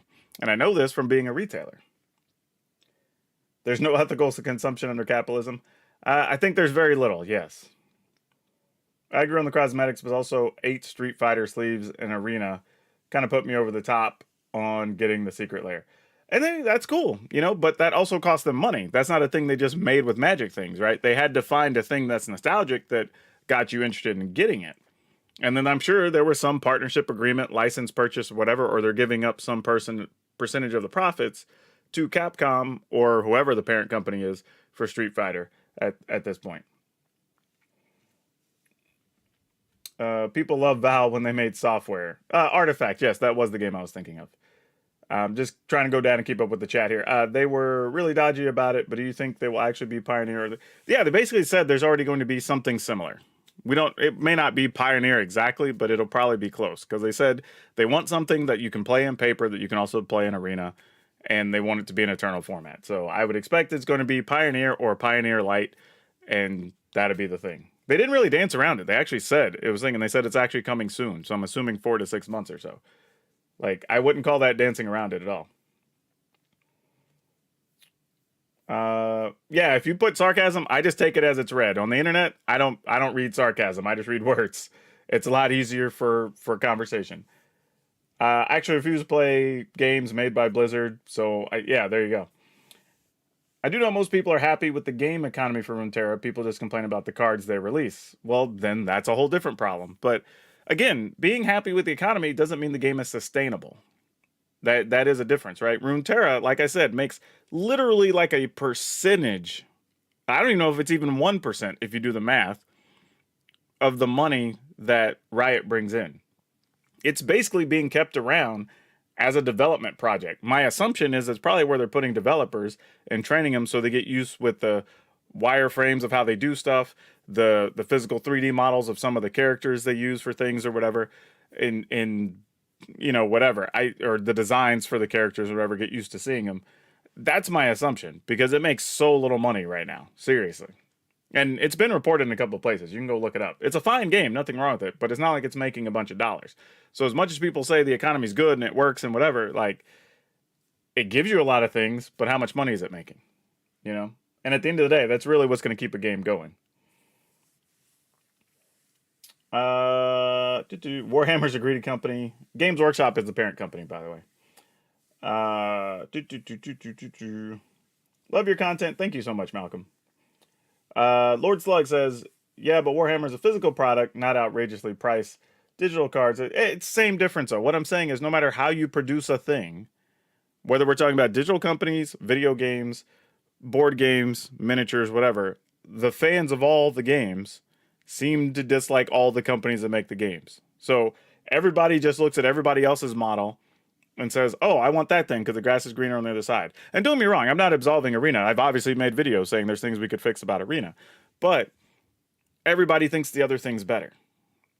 You know, that's my problem. It's like, like, there are people that play Hearthstone, and I've spoken to some of these people, that they're upset they have to dust cards to get things when they would rather just get wild cards. Because then their card could be anything. Right? And that's why I try to explain to people. You're going to get one or the other. You either get wild cards or you're going to get dusting. The best we could hope for would be conversion of wild cards to other wild cards, but they said they're not going to do that right now. There's no reason a digital card game being so expensive. Yes, it is, because people will pay for it. I mean, you know, it is what it is. And again, there is still a paper counterpart to account for. Literally an entire paper ecosystem that has to be accounted for. And paper makes way more money than digital. I mean, that's already been discussed. It's been proven. It's been reported. I've seen it. I've lived it. Wizards talked about it a couple months ago. Paper makes a crap ton of money. So you don't want to disrupt that ecosystem too much either. Like, here's the difference. If you lose too much of that paper side and Arena blows up and then Arena goes away, you lose all your money, effectively. If people are just unhappy with Arena, but let's say of the general populace of Magic players, some, I don't know, 10% actually decide they want to play Arena, you can just enjoy the Arena money and still make all the paper money. But if too much of that goes to Arena, well, now things change. And that's something you have to account for. And again, I think there's ways you can do it that will be totally fine, and you could fix that, and both can be great. But I understand also why some of those decisions are the way they are. WotC included digital product codes similar to Pokemon and card booster packs, I'd be happy. They do it right now with pre-releases and the prize packs you get for playing events when you actually get to go to your local store and play events. I'm free to play. I live vicariously through your deck brew videos. Thanks for playing. Well, thank you so much for watching them because they take a lot of time. But you know, even being free to play, I've talked to several people. They're like, "Oh yeah, I normally each season build 1 or 2, sometimes 3 of the top decks, so it's totally doable." But it's like a lot of free to play games. You're either going to give time or you're going to give money. You know, and every game I've ever played's been like that. You know, whether it's a card game or not, strategy games, whatever. It's you give up some amount of time or you give up money. Like y'all probably played those world building sims or whatever, right? Where you set your people to build a facility and then you have to wait like 10 hours or whatever, or you could just pay like $3 and then your building will be built or whatever, right? When but people can't agree on pizza toppings, let alone game account. That's absolutely true. Not saying the price is fair, but a lot of their costs don't go into printing cards. It's design, marketing, which are all play. Yeah, there's definitely costs. I don't know what they are, but yeah, every game has some amount of costs. Wonder what Wizards of the Coast annual revenue stream is from all sides. They literally said they just did over, like last year was $1 billion in total sales. Not profits, but total sales. Which probably means, if I were guessing, they probably made somewhere around 400 or 500 million in actual operating money. Unfortunately, they don't allow us to redeem multiple pre-release codes. Yeah, and I'm not totally sure why that's a thing, but I mean, it could be a world where you end up with people just playing for free totally, and you know, basically just going to every pre-release and going like, "Hey, do you play Arena? No. Can I have your code? Do you play Arena? No. Can I have your code?" Right? And I don't know. I get that some people are like, "Yeah, that's fine. They should be allowed to do it," but I also get like not wanting people to just be completely free rolling. So I don't know. Not my decision to make. Really liked your vehicle's gameplay video with the mistake pointed out on turn 2 you put up yesterday. Yeah, thanks. That was actually a thing I wanted to put up just because people, again, I don't think people realize when they're playing Magic, a lot of times you get to the end state of the game and it's easy to look at the last 2 or 3 turns and say like, oh, well, I only lost because this thing happened. But there's a lot of things that happen over the course of the game that could change stuff. Like in that game, literally, a thing on turn 2 went from a hand that could be a potential blowout to not being able to win for 40 minutes, right? Now, admittedly, I also made 2 or 3 other play mistakes in there along the way, but it was that one that really shaped the rest of the game. Obvious answer is that people need to be more tolerant of pizza topping. Yes, that's true. $20 Mastery Pass is worth it. I think so too. I do the Mastery Pass every season. And for me, it's a matter of after I spend all my gold and maybe like an extra, whatever the small booster pack kit is or whatever, I don't spend a lot on Arena the rest of the season. So if I'm using the product for 3 months until the next set comes out, the least I can do is give them 20 extra bucks. You know what I mean? Hell, if I go to the mall and go buy a shirt, there goes 20 bucks, right? So, hell, probably more than 20 bucks, really. So but again, there's some people that don't have the money or they only want to play absolutely for free and they don't want the Mastery Pass. Personally, I think the value is good enough on the Mastery Pass. So, matter of fact, there's a similar thing to a Mastery Pass in Teamfight Tactics, and I buy that one too whenever I play TFT. So,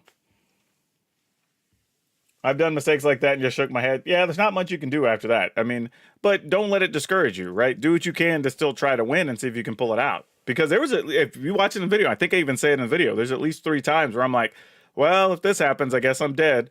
And then it's like, oh, but I drew this, and then that let me draw this other card. Okay, well, we're still in it, you know. And they're like, if the opponent gets this, I guess I'm dead. It's like, oh, we get to keep playing, right? So that happens. You know, you got to keep it going.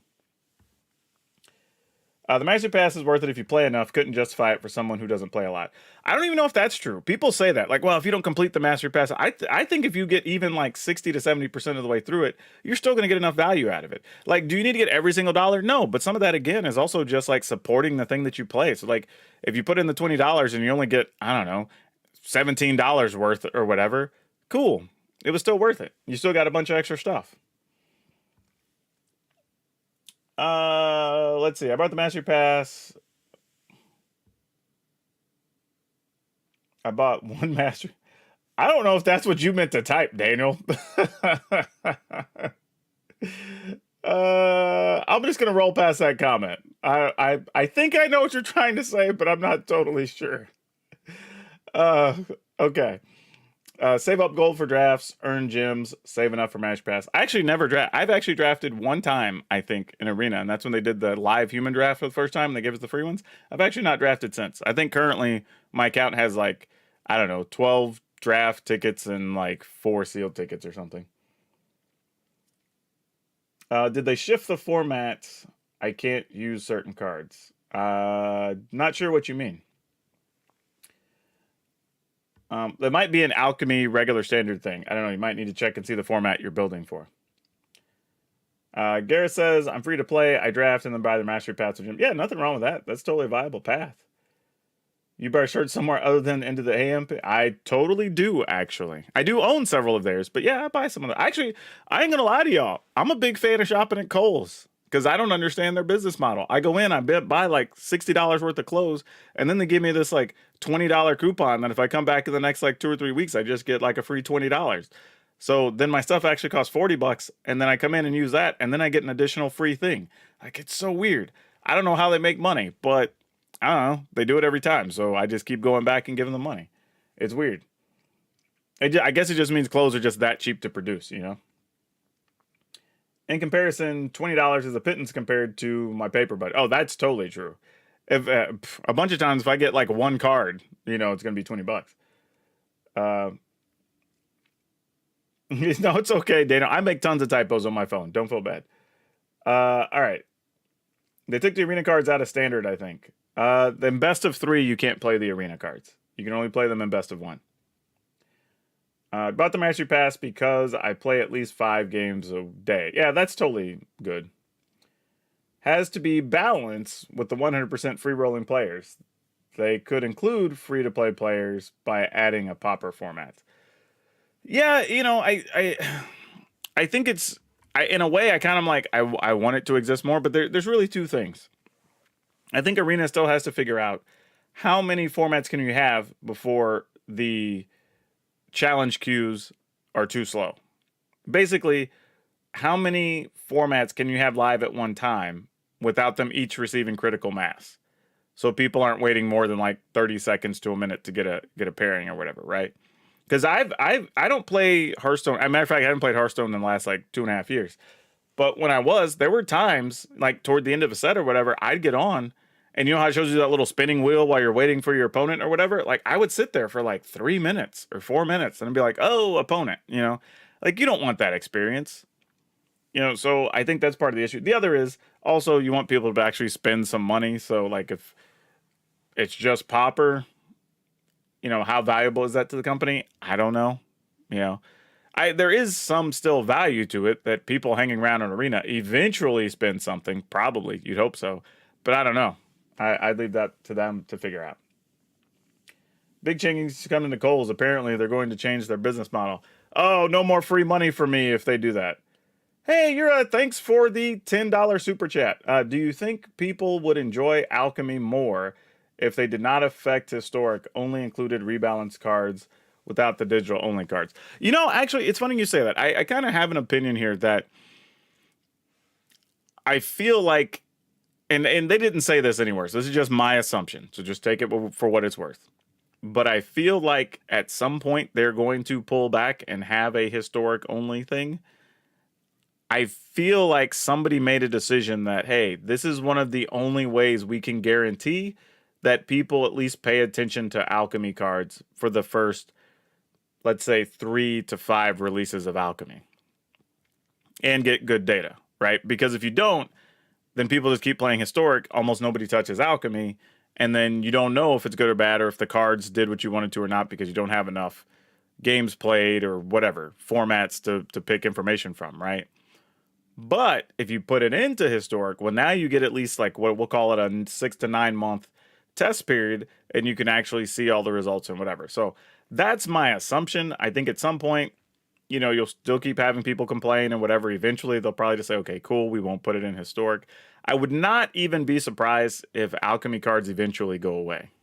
And I mean that seriously. I think it's a fun experiment for them to try from a developer standpoint and whatever. But I feel like at some point they're just going to go away. I think either that or you're going to see them reach to where like they become really cool and interesting to where people really want to play Alchemy. You know what I mean? Like they eventually figure out the cool mechanic that you can only do digitally that people really enjoy and do some of those, and then people want to play the format. But like this recent set, I think there was like 3 cards that I've seen people even be remotely excited about. So a bunch of people don't even really want to fire up Alchemy today. You know? Maintenance of the client itself costs money, network, side, yeah, tons. But that's my stance there. I think, like I said, you'll probably get regular historic at some point, but that may be also the reason they want to add the Pioneer or Pioneer Light, whatever it's going to be, so you can still have that format on Arena, and they can still have their kind of testing ground, playing ground, or whatever for Alchemy cards. And I think that's still fine-ish. Not great. I mean, I would be more concerned with how do people even get to play Historic right now, right? If somebody picks up Arena tomorrow, getting into Historic is going to be crazy difficult. I mean, even for a basic deck, not even saying it has to have a bunch of rares, but like, let's say it has like 8 rare land, maybe 6 spells that are rare or mythic, and like, I don't know, 80 of your creatures are rare or mythic, right? And they're probably going to be from at least 4 or 5 different sets, right? Like that's such a chore to get all your stuff. Historic is a brutal format for me. Those cards are OP. They are very good, very powerful. But it's basically you get to play with the best cards of every set, right? You know? Now, quick recap, I guess. I'm going to go over the stuff I can remember. I literally took like a pile of notes. By the way, I'm still old school. When I'm doing stuff online, even though I'm in front of a computer, I write notes on paper. So if you ever hear anything like, I don't know, I die in a car crash or something and people tell you I had Alzheimer's, like, no, I just write notes on everything. I don't have Alzheimer's. So, you know, just saying. So y'all could save me publicly. If that comes up in a news story somewhere, y'all could be like, no, PowrDragn did not have Alzheimer's. He writes notes on every. Literally, I have like notes sitting over here, and I put some on the other desk over there. So whenever I'm working on stuff, like just because they're handy and they're quick, and then I can just not have to look stuff up. But anyway, side note. Cassie says, I have no interest in Alchemy, just play test the cards properly in the first place, and just lady. I don't even mind that. Like I said, my problem is it was initially sold to us as, hey, here's a way we could do something to make standard better or fix standard, but standard's great right now. So I don't even see why we need the cards. All right, so going down my quick notes, the biggest thing they talked about was they were going to have packages where you could just buy mythics and rares. So for $50, which I would have rather this been in about in the $34.99 price, but I get it. You will get to buy 12 rares and 4 mythic wild cards as a package for $49.99. Now, that is pricey. Don't get me wrong. It's not great, but it is better than opening the packs to get the wild cards. The way the math works out, you're looking at something like $3.15 per wild card, and you're probably getting 3-ish more rare wilds than you would get from opening the equivalent number of packs for $50. So if you're going to open packs anyway to try to chase the cards, it kind of makes sense, and you're getting a few more rares, but you're not getting all those extra rares you would get, wilds, commons and uncommons, whatever. So it's kind of a catch-22, right? Like you get all the rares and mythic wild cards you need, and you just go build what you want, but you also don't get all those extra cards that you have for your next deck. But there's a lot of people who just wouldn't care, right? There's people that if they started tomorrow would want to go in, spend, I don't know, $200, get a pile of rares and mythics, build the deck they want to make, you know, maybe crack a few packs just to get some commons or whatever, you know. And that kind of makes sense. Like I said, the price is just a little bit much for me, but I don't think it's wrong based on everything else. So, not sure how I feel about it. Let's see, what else do we have? They talked about... Oh man, there's just so many things. They acknowledge that Historic has a barrier to entry problem. Apparently it's something they're discussing behind the scenes, and they're trying to figure out something to make it better, so I would assume that comes in a few weeks. but I don't know, what that's going to look like. They did say they do have an Eternal format that's coming soon. Sounds like it's going to be Pioneer Light, but they want something that can be played both in paper and arena, and people can use their stuff. So I guess it's coming soon. Is this for physical cards or arena doing the Mythic Rare packs? Well, two things. They have the Mythic Rare wild cards you'll just be able to buy as a bundle. And then they did announce there's also going to be other packs, which are, I guess, like premium packs that sound like they have guaranteed wild cards or guaranteed mythics. So there's going to be some better packs that I'm sure are going to come at like a premium per, but you're guaranteed to get more of what you need, I guess. Where the rate drops of rares and mythic wild cards are, I'd have to go look it up. I don't have it memorized off the top of my head. Yeah, in the bundles, you just get the wild cards. You don't get anything else. I think the issue with Alchemy is, and playtesting, is if everything was balanced, people would complain about how oh yeah, absolutely. I mean, people will find something to complain about. They did say, and this was a weird thing, that, and I'm kind of reading off my notes here, but they did get the technology fixed so we can now mark our favorite lands. So we don't have to go hunt through our lands forever to find the ones we want to put into a deck. So that's a good quality of life boost. Not necessarily a technology boost. However, they did say for some reason behind the scenes, because that now exists, the technology in place helps with getting reprint protection. Now, I don't know why or what that does, but the way he explained it was this other technology existing to be able to choose our favorite land somehow in the system is connected to something that when you get, I don't know, a reprinted, I don't know, let's say for some reason we go back to Ravnica and they reprint Stomping Grounds, you would get rare protection for having another Stomping Ground. So, whatever that is. They did say they're not going to do any wild card conversion, so we're not getting that, unfortunately. They said there will be some historic anthologies still in the future. He didn't say when or what. They said the ICR duplicate protection is something they're working on. Like, they know it's a thing. There's no hard answer for it yet, but it is something they're working on. Currently, the vault progress is not going to change, so we know at least that much. And then there's a couple other small things along the way, but yeah. Oh, and they did say something I brought up in my quality of life thing, is they do actually want there to be a testing ground, effectively. Again, it probably would just be against Sparky or something, but that way people can feel more confident about spending their wild cards, as opposed to just like holding on to them because they're afraid they're going to spend them on a deck that doesn't actually work. So that's pretty sweet too. So I don't know. But again, that's something they're already working on. They want to make it available. They know it's a thing they'd like to have. So it was kind of like mixed, right? For the things we didn't get, we kind of knew they weren't coming, but it was at least good enough to be like, hey, they're aware there's issues, and they are working on some things already that they know we want. So it's a start. And I at least appreciate that when they started the stream, Blake prefaced it as like, hey, this is just a start of where we're going to be going. So I can at least get behind that. Does that bundle affect the wildcard wheel thing, or does it give you... Yeah, it just gives you the wild cards outright. Let's see. Can't wait for that. I wanted my favorite lands for so long. A lot of people did. And again, this comes back to my other discussion of, if you fix a lot of the quality of life stuff, people will let a lot of the economic things slide. Because we're human. We do that with so many things in the world. Hell, I'm sure at some point in life, we all had that close friend that we knew did or said some stupid stuff, but we're kind of like, yeah, but they do all these other things and they help me out or whatever, so I'll let them slide. But if somebody else would have done the same thing that person did, you'd have called them out on it in a heartbeat, right? Because we're humans and we're stupid.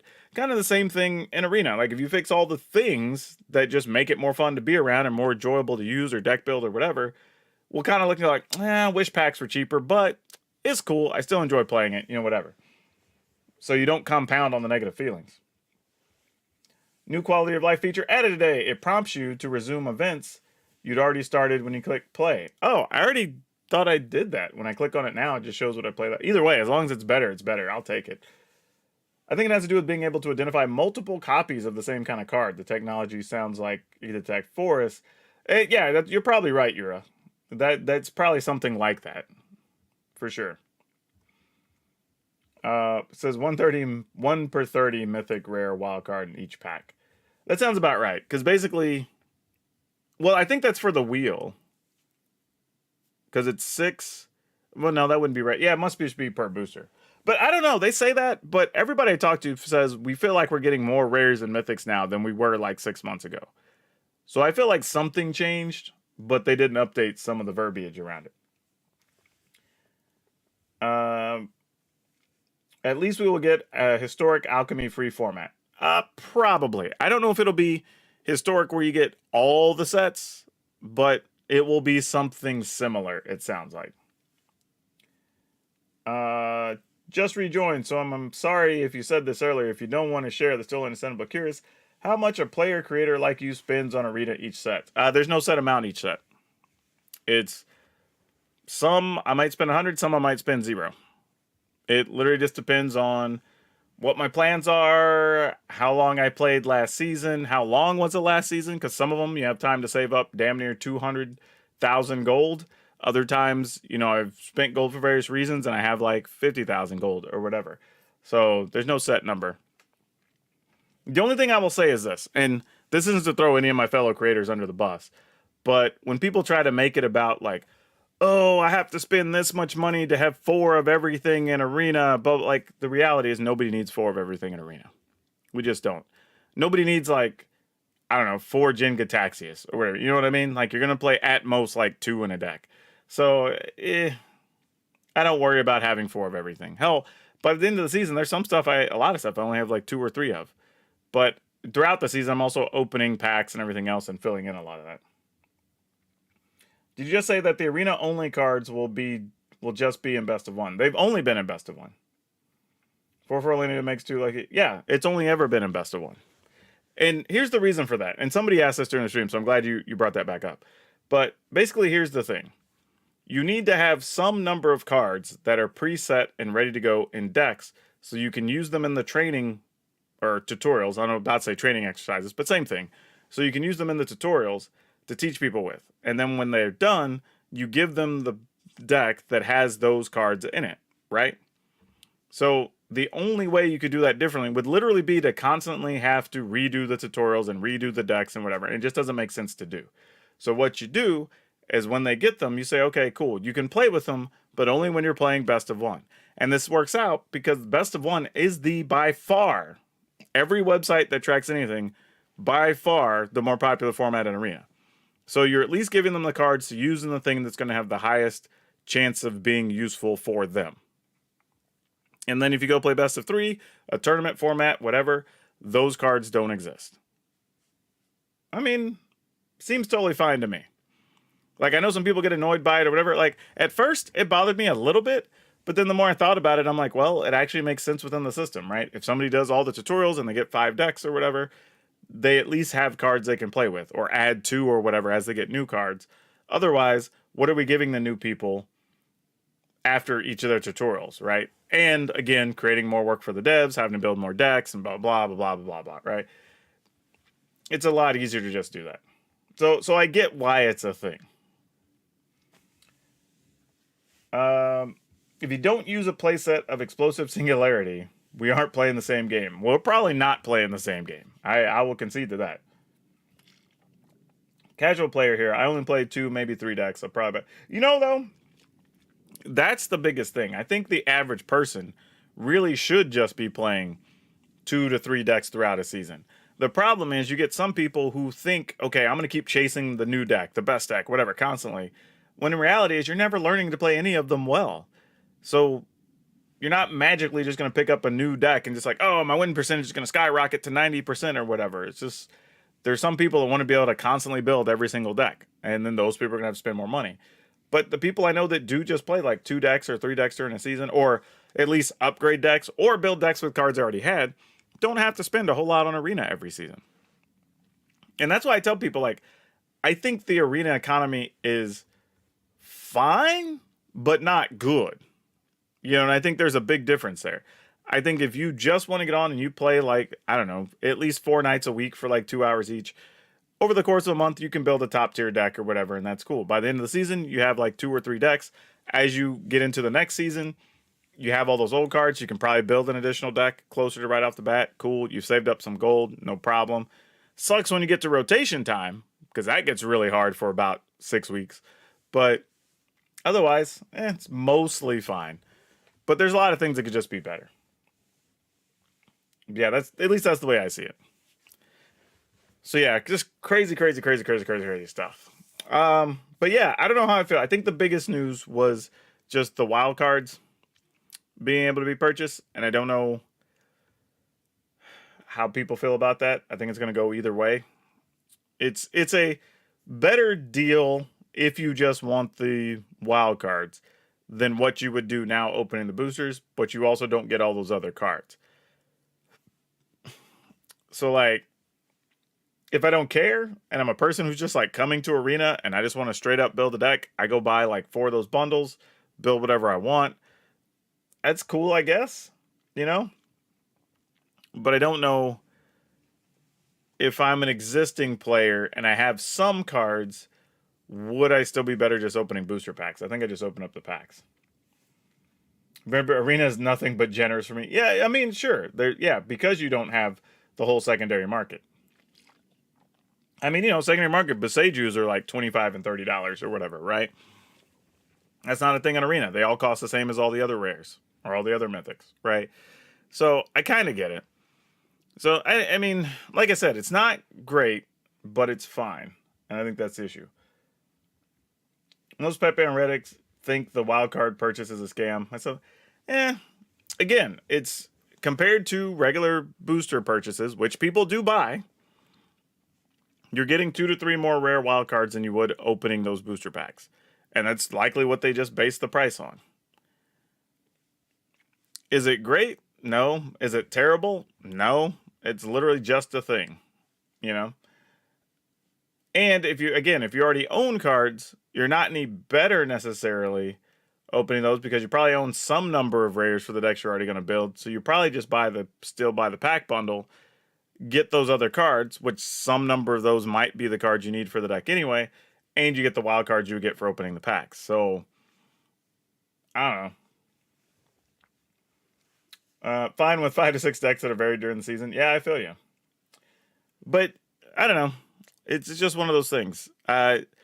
Overall, about the announcement, how did I feel? It was fine. Nothing that was real surprising one way or the other. If there was a positive takeaway, it was just that there are things they have listened to that are already in the works. And that's kind of cool.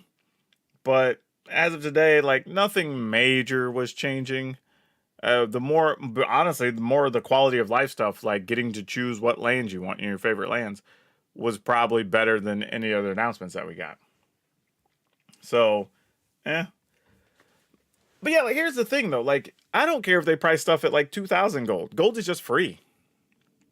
You know what I mean? Like you literally get, I don't know, like I think we did the average or something math a couple of years back, but like you get like 100, like almost 1,700 gold every like 26 hours or something if you're playing on Arena daily or whatever. So like for them to price something at 800, I'm like, yeah, okay, that's fine. I'd rather have wild cards than rares. I just don't want any. Yeah, that's fair. Yeah, I'm with you. I would have rather it been in like the $34.99 price or something in that range, $34 to $39. But I'm sure Witcher's thought was okay if we, and I don't know their numbers, but if they are doing spectacularly well with boosters, do they want to cut off what is probably their most popular booster bundle? You know, because I would bet you that $50 bundle is probably their best one, or the $50 equivalent or whatever, right, in gyms. I don't know if they'd want to cut that off. I mean, would it cut it off? I don't know. Maybe not. There's probably people who would still buy it, but I feel like it would be steep enough of a drop that that's something they had to do the math on and be concerned about. But I don't know. We'll see. people are going to play or they're not going to play at this point. But, I mean, Magic's still doing what it's doing. People are still playing Arena. So, you know, I don't know what to make of it. But, yeah, I don't know. Like I said, my takeaway wasn't good or bad. This is kind of like the level of what I expected there to be. To buy full art lands with gold. I'd like to get them unstable full arts. The basics, probably the rare shock lands, you probably won't be. Those will probably be more expensive, or they will be prize rewards for playing in an event or something. Wouldn't want to either if I were them, but I'd still buy it anyway. Yeah, exactly. That's what I'm saying. Like, I get it. I get it. So I don't fault you at all for that. Like, I think that's just the mode. Like, but you have to kind of think that way, whether we like it or not, you know? And at some point, they do have to protect other parts of their assets that they know are generating money. So it's kind of a tough situation. Whether we like it or not, like, it doesn't necessarily benefit us, but from a business standpoint, it's still the right decision. So we'll see. But anyway, gals and people, we've been on for a good minute here. How long have we been streaming? This felt like those are so. We got on at 2:20. So yeah, it's been almost 2 hours. So I'm gonna go ahead and take a break. I'm gonna probably work on a quick video recapping what we just saw, so I can get that out. Also, if you didn't see, you want to get 3 free. I almost forgot the name. Alchemy packs for Neon Dynasty. Just use Play Neo Alchemy as the code. I'll put it in the chat. If you're not aware, check that out. That'll get you 3 free boosters. I might hop back on to do some gameplay here. Maybe. I can't guarantee that. It depends on how much time, because I'm supposed to be streaming tonight over on Twitch, 9 p.m. Pacific, if you want to come catch me over there. But if I get this video done soon enough, I will probably fire up a stream. I just don't know if it's going to be here or if it's going to be on Facebook Gaming. Thanks for taking time to go over all this. Hey, no problem, Lee. And as always, you know, y'all can always hop into the Discord if y'all want to come over. The link to the Discord's in every description of every video. If you want to come by and just ask questions anytime, if you want to get deck help anytime, I would genuinely mean that. Like, the Dragon Brood community is awesome. They're super helpful. Everybody's friendly. It doesn't matter how dumb you think your questions are or whatever. We try to help everybody out that comes through. So, for sure. But anyway, thank y'all for hanging out. That was cool. We'll probably do this again whenever they do an announcement. Matter of fact, they have their organized play one in 2 weeks. So we'll do that again. Matter of fact, I may just schedule it in advance, so we could do that on the 31st. So that could be kind of fun. And yeah, I think that's it. I think we covered everything. I don't want to hold y'all too much. I know, I don't know. You know what else? And this is dead serious, and I mean this seriously. I appreciate that y'all watch all my stuff, that you listen to my podcast, that y'all support me when I'm doing commentary gigs, because I have to listen to myself a lot when I'm editing videos and stuff. And I'm amazed that y'all listen to me for, gosh, I don't know, sometimes like 20 hours in a week, which is amazing. So I'm super appreciative. I genuinely mean that. Also, if you want to support the channel, be sure to check out the join button down below. It's just like being on Patreon, but on YouTube. And we keep a higher percentage than we do for like Twitch subs and whatnot. You know, as opposed on Twitch, we get like 50%. You get to keep like 70% on YouTube. So if you want to check that out, little as 99 cents, but I do have some other levels. If you have decks you want me to feature here on the channel, that's an option there for the higher levels.